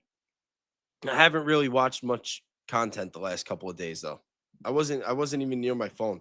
So I got a little catching up to do. Guys, let me know in the chat. Obviously, I got to catch up on Barron, but let me know if there was any other good content or, something worth covering that whether cover it or, just keep up, something that I should watch. So, also he's blacked out all the names of the people. Huh. So there's the timestamps. It's on airplane mode, and he's blacked out the names of the people who are he's supposed to be talking to. Okay, so let's go to let's go a little further. Ian Malcolm 84 says, "Hey Grok, what are the odds this text screenshot from Andrew Wilson, this text screenshot Andrew Wilson claims is from Charlie Kirk, is authentic, given the graininess, unusual positioning, and other dynamics? Just give me a percentage.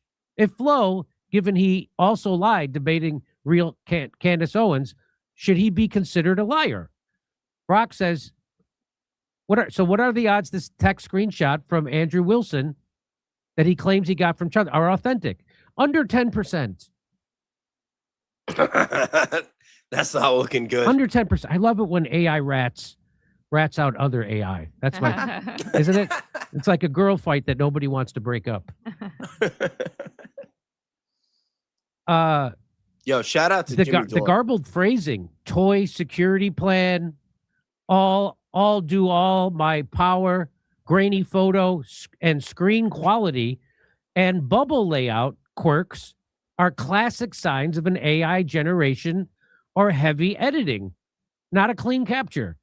Presenting it after refusing to show the primary evidence in the debate does undercut reliability on his specific claim.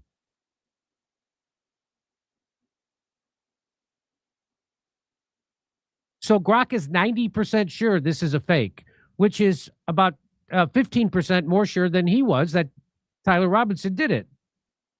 Kind of amazing. The evidence is overwhelming. That is a fake screenshot, at least by Andrew Wilson's own standards. So what are the percentage chance that it's a fake? Very high, roughly 85 to 95%. This screenshot has multiple classic AI generation tells, especially in the text rendering. And then Jessica Lynn says, AI is more confident that the text is fake than Andrew is that Tyler killed Charlie. I mean, come on. You can't make this stuff up. It's a complete clown show. Wow. That's a mic drop moment. You read that? AI is more confident that the text is fake than Andrew is that Tyler killed Charlie. Yeah. That sounds about right. Now, why do you think that control over what? Yo, I hate when I lose my timestamps. Son of a bitch. All right, whatever. We'll make it work. Now, why do you guys think that Andrew Wilson is going at Jimmy Dore so hard? You know, because this whole idea that he's somehow just trying to brainwash the right to work for the Democrats, it sounds kind of mind-boggling. I mean, I met Jimmy Dore about a month ago. He performed live in my hometown. I got to watch his stand-up, and he also gave a speech at the end. Jimmy Dore loves America. Jimmy Dore cares about the American people. I mean, this is just my opinion. Maybe I'm wrong. I don't know. But I don't think Jimmy Dore gives a fuck about the politics. I don't think he gives a fuck about the left. I mean, it's really uncommon for people on the left to go as hard at Fauci as he has, which we'll get more to in a little bit with somebody else. But this is one of the reasons why I think that they're really going after Jimmy Dore. Type of that's already happening? That's already happening. You're seeing the polarization in countries that allow for the First Amendment and protect it, which is great. And I know it's difficult to hear, but it's time to limit the First Amendment in order to protect it and quickly before it's too late. What do you mean? I mean that we need. The guy can't even pronounce First Amendment, and he's talking about limiting it. Yo, get the fuck out of here. Needs to control the platforms, all the social platforms. We need. You hear this? This is amazing. All the stuff he's packing in just a few minutes. He's really packing it in. He's the founder of Checkpoint. What was the name? Totalitarian surveillance state already taken? So, okay, here we go. To stack rank the authenticity of every person that expresses themselves online. So every person who's online, you cannot go online unless you are already verified by the government who you are. That's what they're saying. So no more anonymous posting, nothing. Really? And guess where that guy's from. Take a wild guess, chat, where that guy's from. Is that even pen names? So like Mark Twain would have to say, I'm really Samuel Clemens if he was writing today? Yes, according to, for this guy, yeah. And take control over what they are saying based on that ranking. So he just said everybody needs to be verified by the government to be able to post on social media, and then we control what they're saying by their rankings. She cuts him off. I wish she didn't cut him off because he was going to tell you it's a social credit score. By their rankings, it's their social credit score. So we become more and more like China without the flying cars and the high-speed rail and the healthcare for everybody. I'll back this up a little bit, just so you can hear it again. Authenticity of every person that expresses themselves online, and take control over what they are saying based on that ranking. And take control. Oh, he's literally just saying it out loud.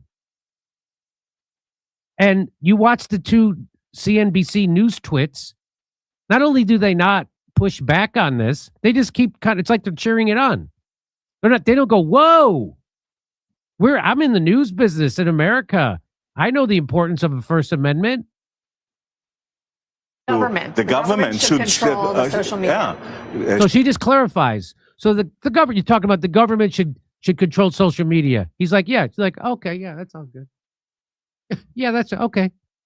She doesn't go, are you nuts? You know, undermines the whole basis of this country. Do you not get that? I mean, you talk about being inconsistent with American values.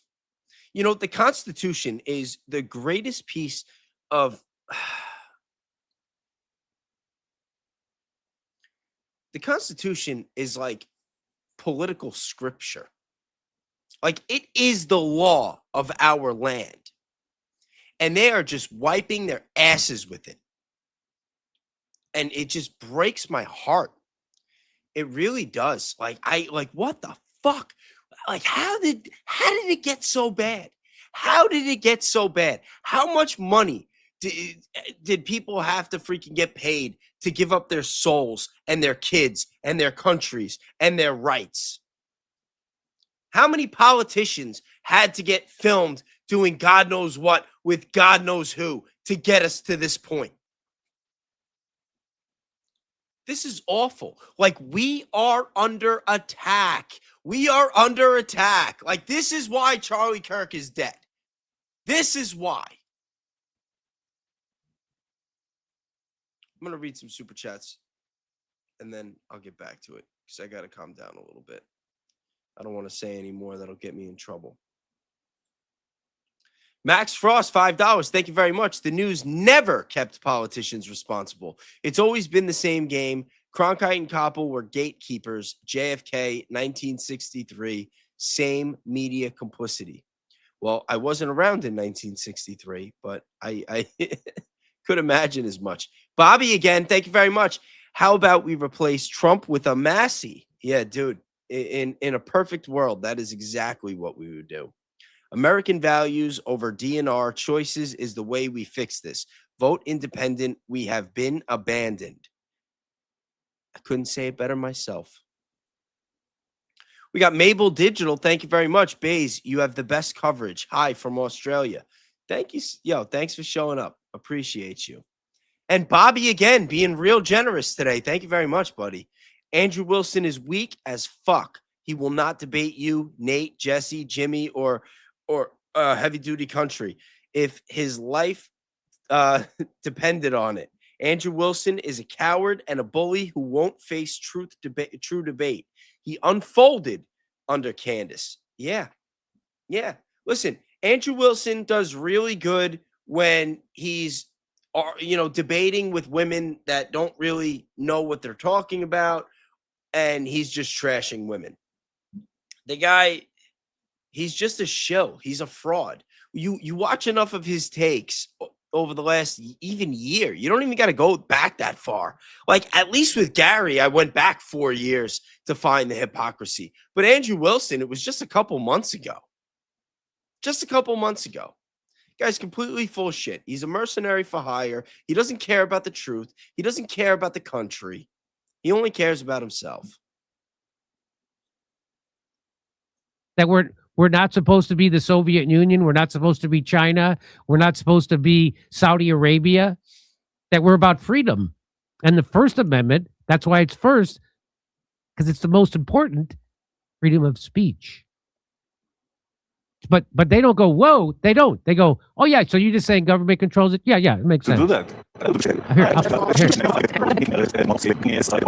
Like, the Constitution was written to make sure the government couldn't control speech. And then, for a while, they just offed people. There's a like, you look at the numbers, and ADN was talking about this. I've talked about this in the past. Me and ADN, yep, she's still in the chat. Me and ADN are going to be, ADN is filling in for Elizabeth Lane, I think next week, either next week or the week after. And one of the days that she's filling in for her, I'm going to be making a guest appearance. And we're going to be talking about some of the journalists that have been assassinated over the years, or that allegedly off themselves.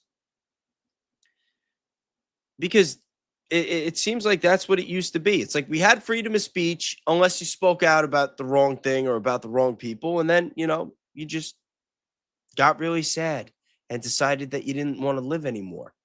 Or, you'd be in a tragic single car accident.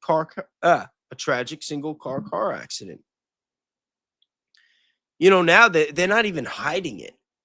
They just want to pull the plug. They just want to say, fuck you guys. We're taking control. By we, I mean a foreign nation. And your politicians do not have your back because they either love our money, they're afraid for their lives, or we have them on camera doing some horrific things. So they're going to push the legislation that we want, and you guys are just going to take the D and be happy that you're still here. Take control over what they are saying based on that ranking. The government. The government should control the social media. Should do. Yeah. And this guy's not even flinching. That guy doesn't flinch. She doesn't flinch. She's just like, yeah, okay. Well, I'm certainly not going to go against an Israeli billionaire who's into cybersecurity. They know where their bread is buttered and how to stay safe. And we need to educate people against lies, and government need to develop cyber defense programs that are as sophisticated as the cyber attack. Today, it's a 1 to 100 ratio.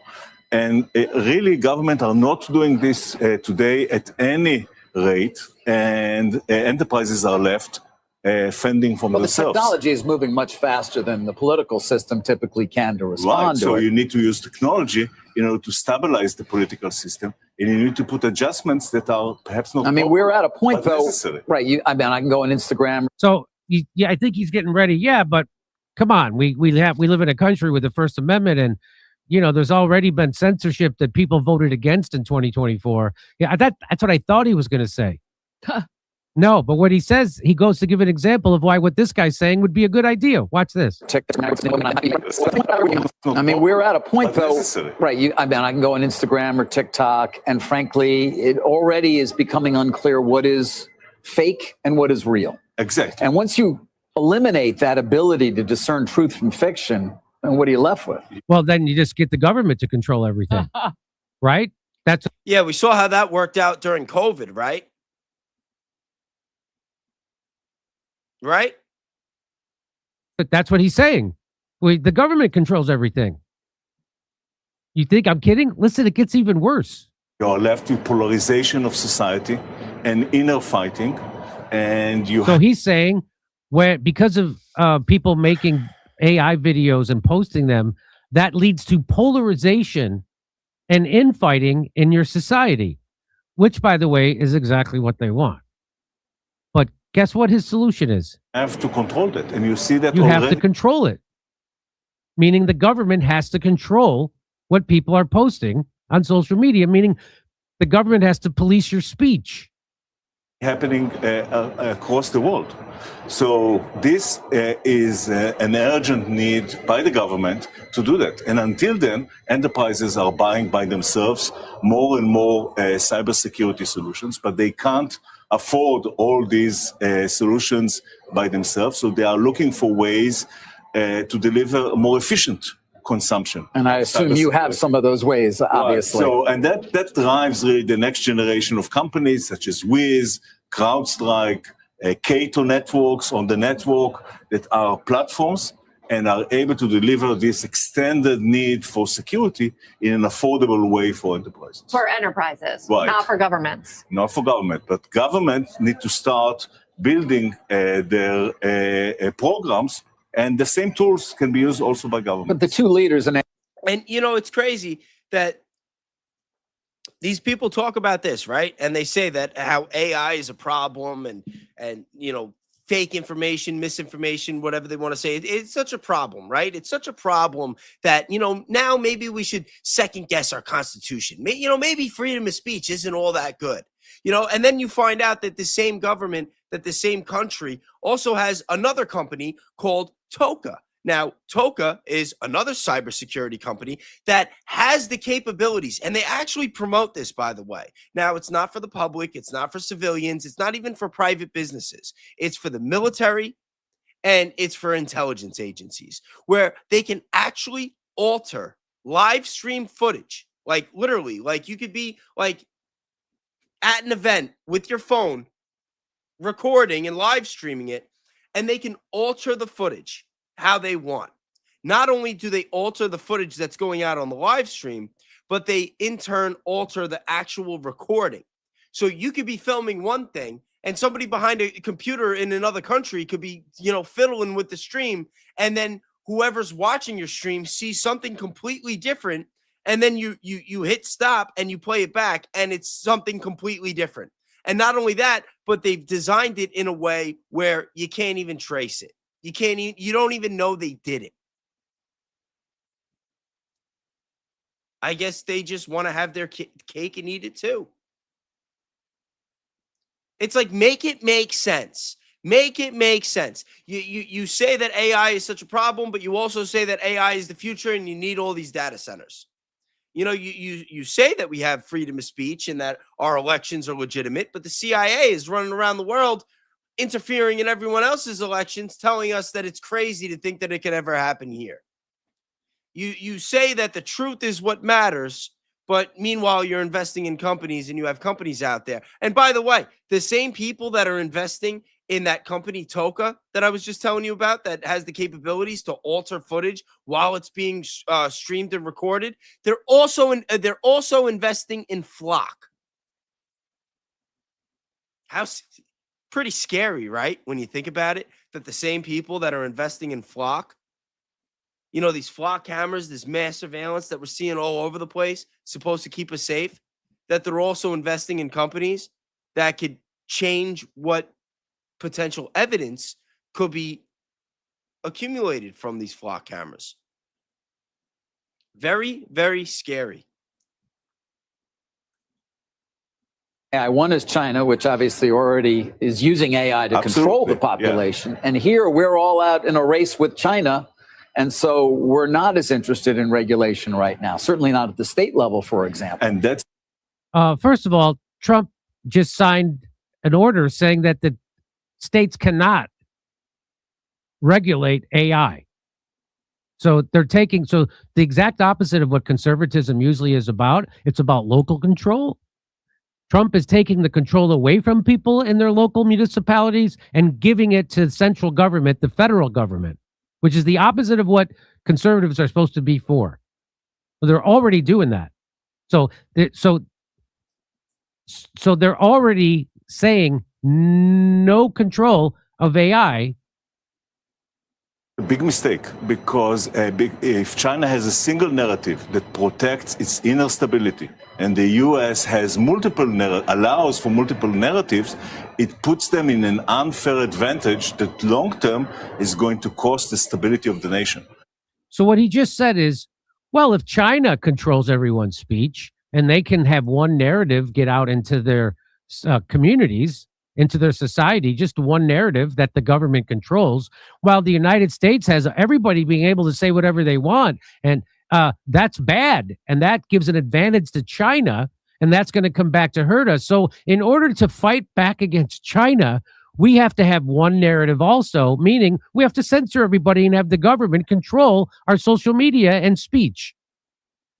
And they're sitting there going, oh, yeah, makes sense. That's why we're news people.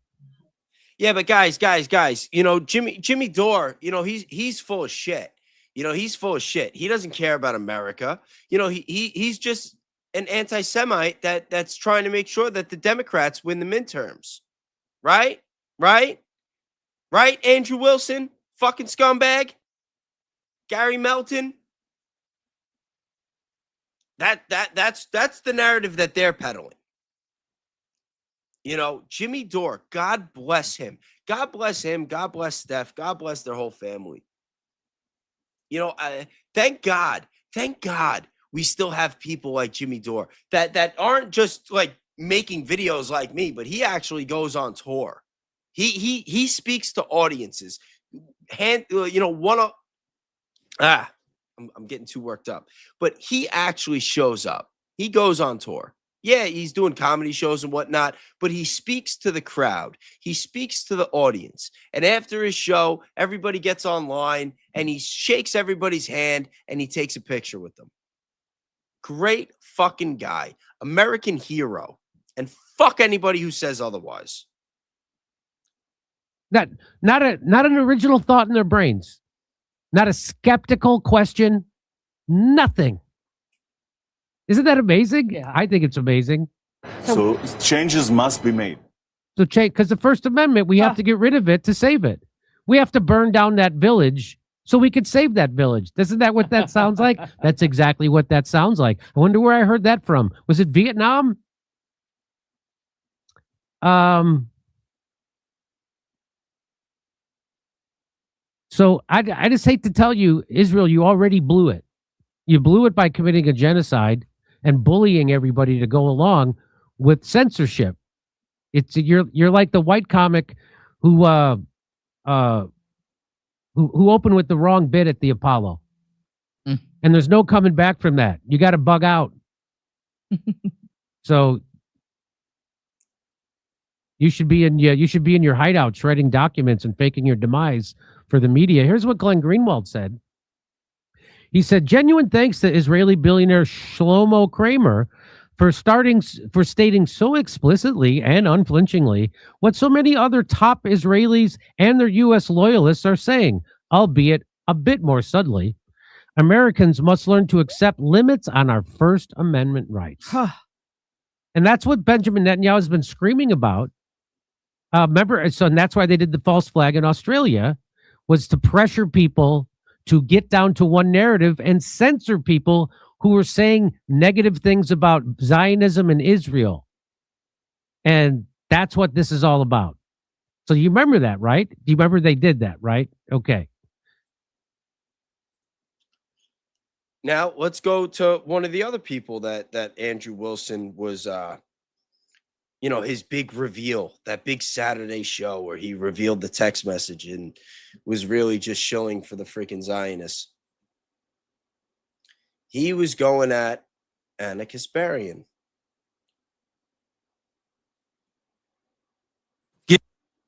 Damn it.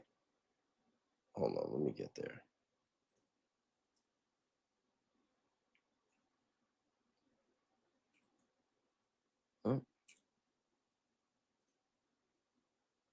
Your lawyers sitting behind you now shifting nervously in their chairs. They know it. This isn't about the Constitution. This isn't about the law. This is about contempt. So yesterday when we were covering Fauci's diary entries on the show, I had totally forgotten about the fact that former President Joe Biden had done these blanket pardons before leaving office. And he did preemptively pardon Anthony Fauci before leaving office. And so when I was talking about the need to prosecute Fauci, it turns out you can't prosecute Fauci thanks to Joe Biden's pardon. Now, why would I want to prosecute Fauci? Well, those diary entries, which were released by Senator Rand Paul, ahead of this hearing, indicated that Fauci lied to the American people about a lot of things, including the origin of the coronavirus. So we went over that. I'll go over it again in just a minute.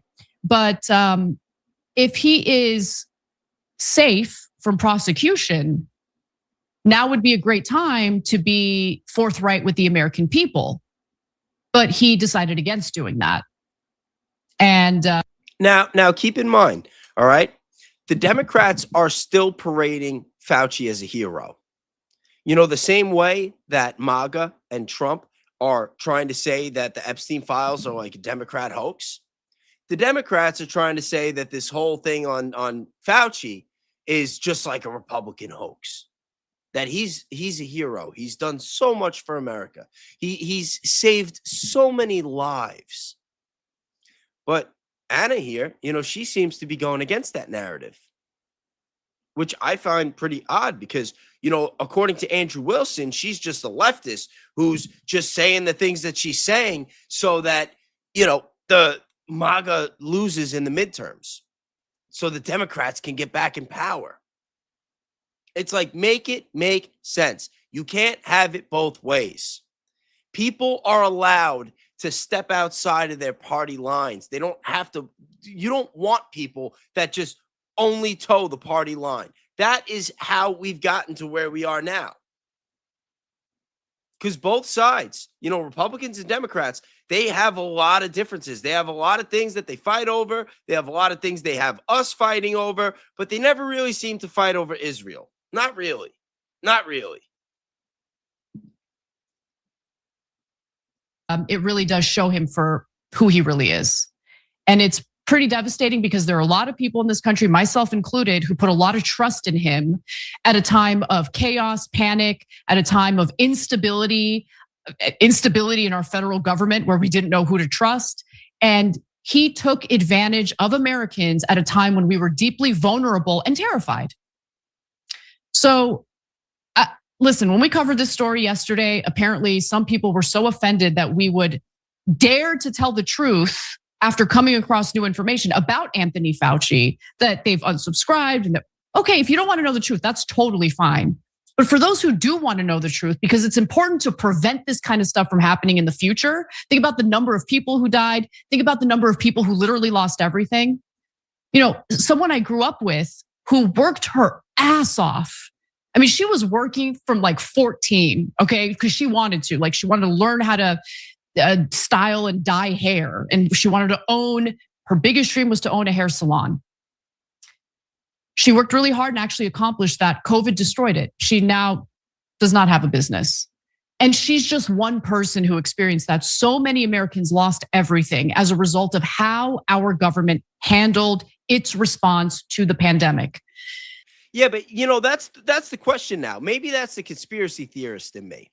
But did they, is it the way that their response was that they responded to the problem the wrong way? Or maybe it was just all, I don't know, maybe it all just went according to plan. Maybe it all went according to plan. Maybe that's exactly what they wanted to happen. You guys need to realize something. COVID was the single greatest transfer of wealth from the poor and the middle class to the elite in history. In history. Single greatest.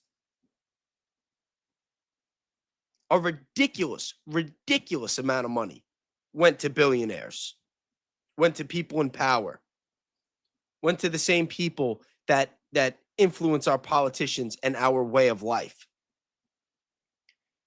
And how many people died? You know, you hear all the time, Social Security, you know, that well's going to run dry. Got to do something about Social Security. It's going to run out of money soon. Well, a lot of people aren't getting Social Security today. That would have if COVID didn't happen. And let's not forget that Benjamin Netanyahu said that the rollout of the vaccines was one of Israel's greatest accomplishments. The guy literally has a vaccine in like a glass case to showcase it. I don't know.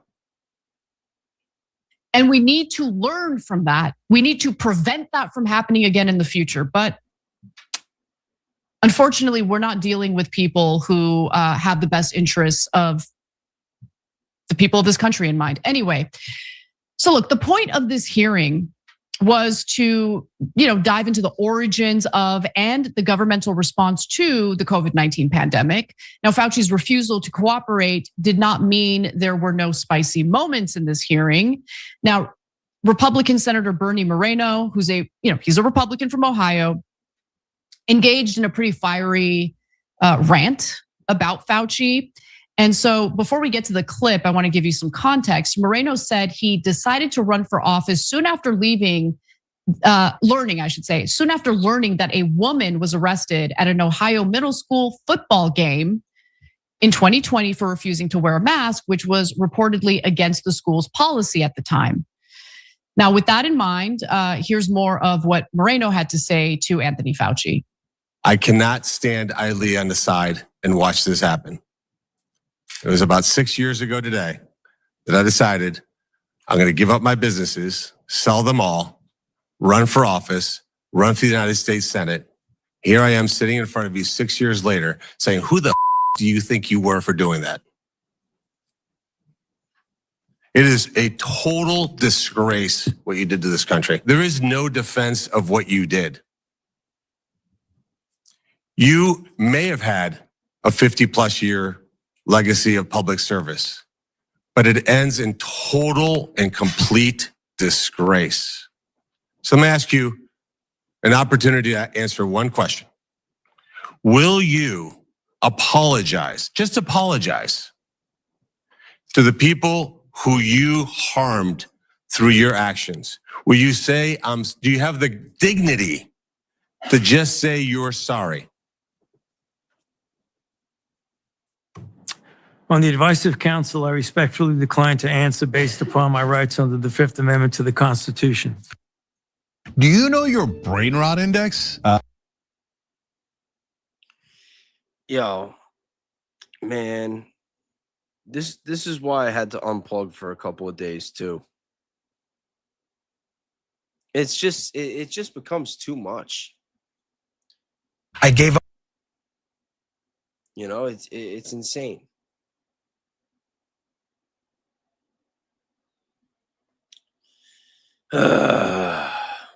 Sorry, guys. I don't mean to be a downer. But for real, it's like, what the fuck? Guys, do me a favor. If you haven't already, please like the live, subscribe to the channel. If you want to support the channel, you can become a member, give some memberships. I do members-only lives. Usually, I try to do them twice a week. Thursday nights, I do interviews. I'm going to let you guys know probably tomorrow. Actually, yeah, I'll have to let you know tomorrow. Today's what, Tuesday already? Damn, this week's going by. All right, well, let me read a couple of supers. Lou Band, $5. Thank you very much. Just showing some love. Appreciate all of you guys. Sadly, justice won't ever be served because this country is fucked. But I respect the truth seeking. Thank you very much. I appreciate you. Bobby Lynn, I could eat a bowl of alphabet soup and shit a better debate than Andrew Wilson. Just saying. You know, Bobby, I don't doubt that for 1 second. Not even a little bit. Thank you very much. Jess Happy in the chat, $20. Thank you very much. Barron had Owen Benjamin on his member show today. Yeah, I didn't get to watch it all. I watched the beginning of it. From what I saw, it was really good. It was such a great conversation, and I laughed so much. Them talking about Gary was priceless. Love your late night live shows. Stay blessed and based.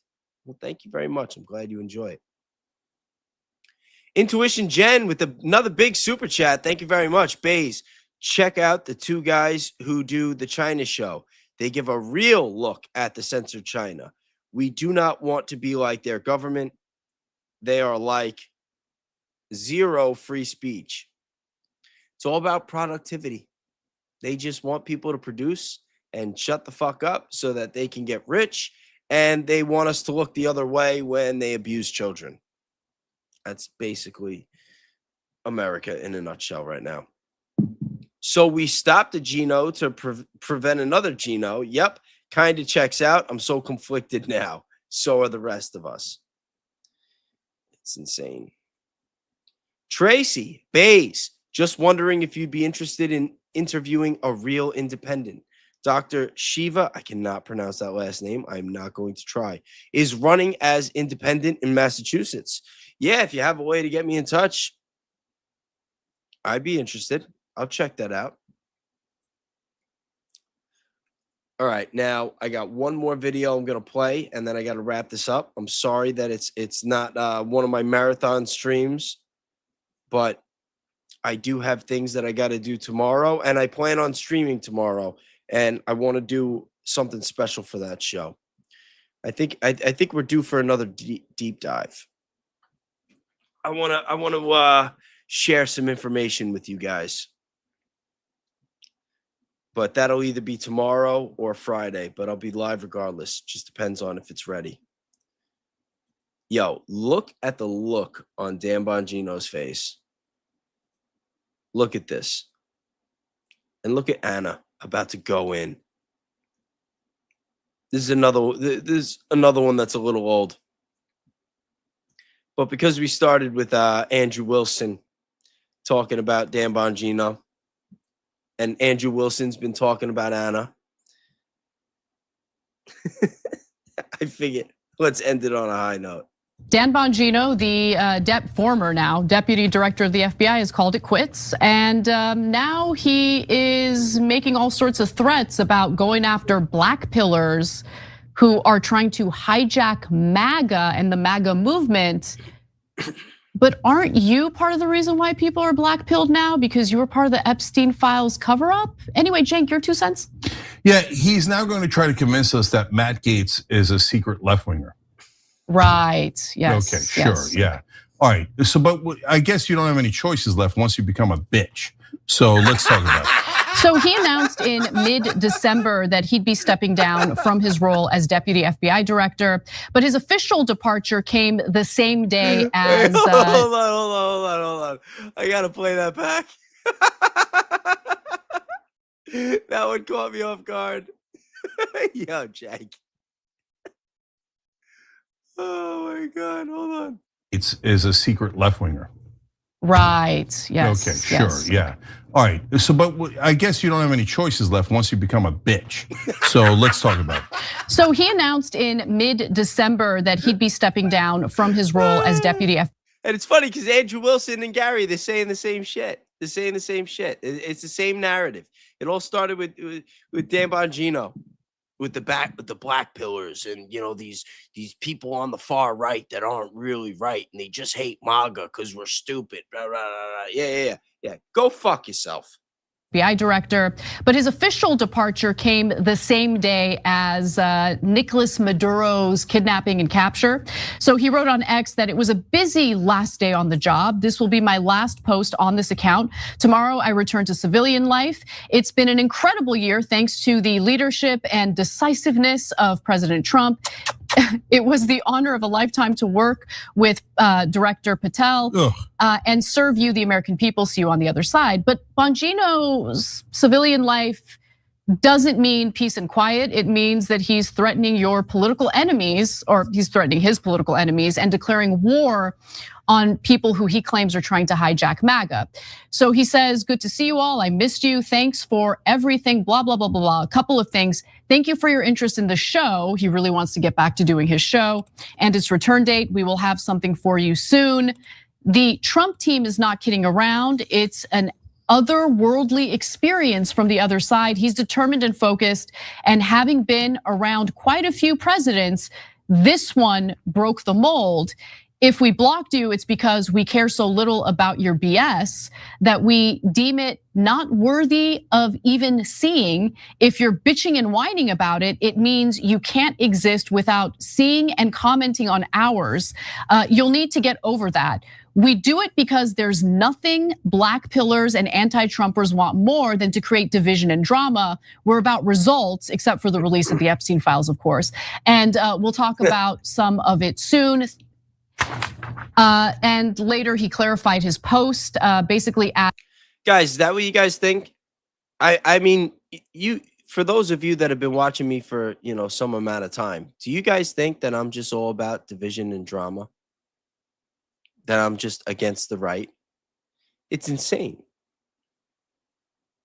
I'm actually conservative, but I'm like, the pro Thomas Massey type conservative, not like pro, insider trading and sex trafficking and selling out the American people to foreign interests type of conservative, like Dan Bongino and Andrew Wilson and all these other scumbags. Adding that, from the jump, let me add this from the jump so there's no confusion. I stated in this movement that as a candidate during the Tea Party movement, and I began my political commentary career shortly thereafter. I helped build this movement, and I sure as hell am not going to let it get hijacked by a group of black pillars, life losers, grifters, and bums. And then he did go after Matt Gaetz. I don't have elements for that, but do you want to jump in? Yeah, so he called Matt Gaetz a grifter and implied that he was one of these life losers, etc. So he's a grifter and he's not really on our side, he says. So is Matt Gaetz a secret liberal? Is that the contention? So the Trump team, when they say Marjorie Taylor Greene and Tom Massey and Matt Gaetz and Tucker Carlson or whoever else they say is not really on the right, that's just saying we're lying, right? So we're obviously lying. So this is a helpful hint to you as to who's, actually. Yeah, anybody who doesn't agree with them, anybody who's against, the harming of children, the bombing of schools, the letting foreign nations dictate our laws. Anybody who's against any of that is just a grifter or a leftist, depending on who you ask. But let me see here. We got one more from Bobby Lynn. Ending it on a high note. Keep the faith, stay strong, stay frosty, and keep bringing the news. Good night, man. See you next VFT pod. Yes, I will definitely be in his chat Friday. All right, guys. That's my show for tonight. Thanks for letting me take a couple days off. I will be back tomorrow night. I'll be starting a little earlier. I'll be going a little longer. We're going to have a good night. Like I always say, guys, be kind, be grateful, do something nice for somebody, and I'll see you next time. Thank you very much.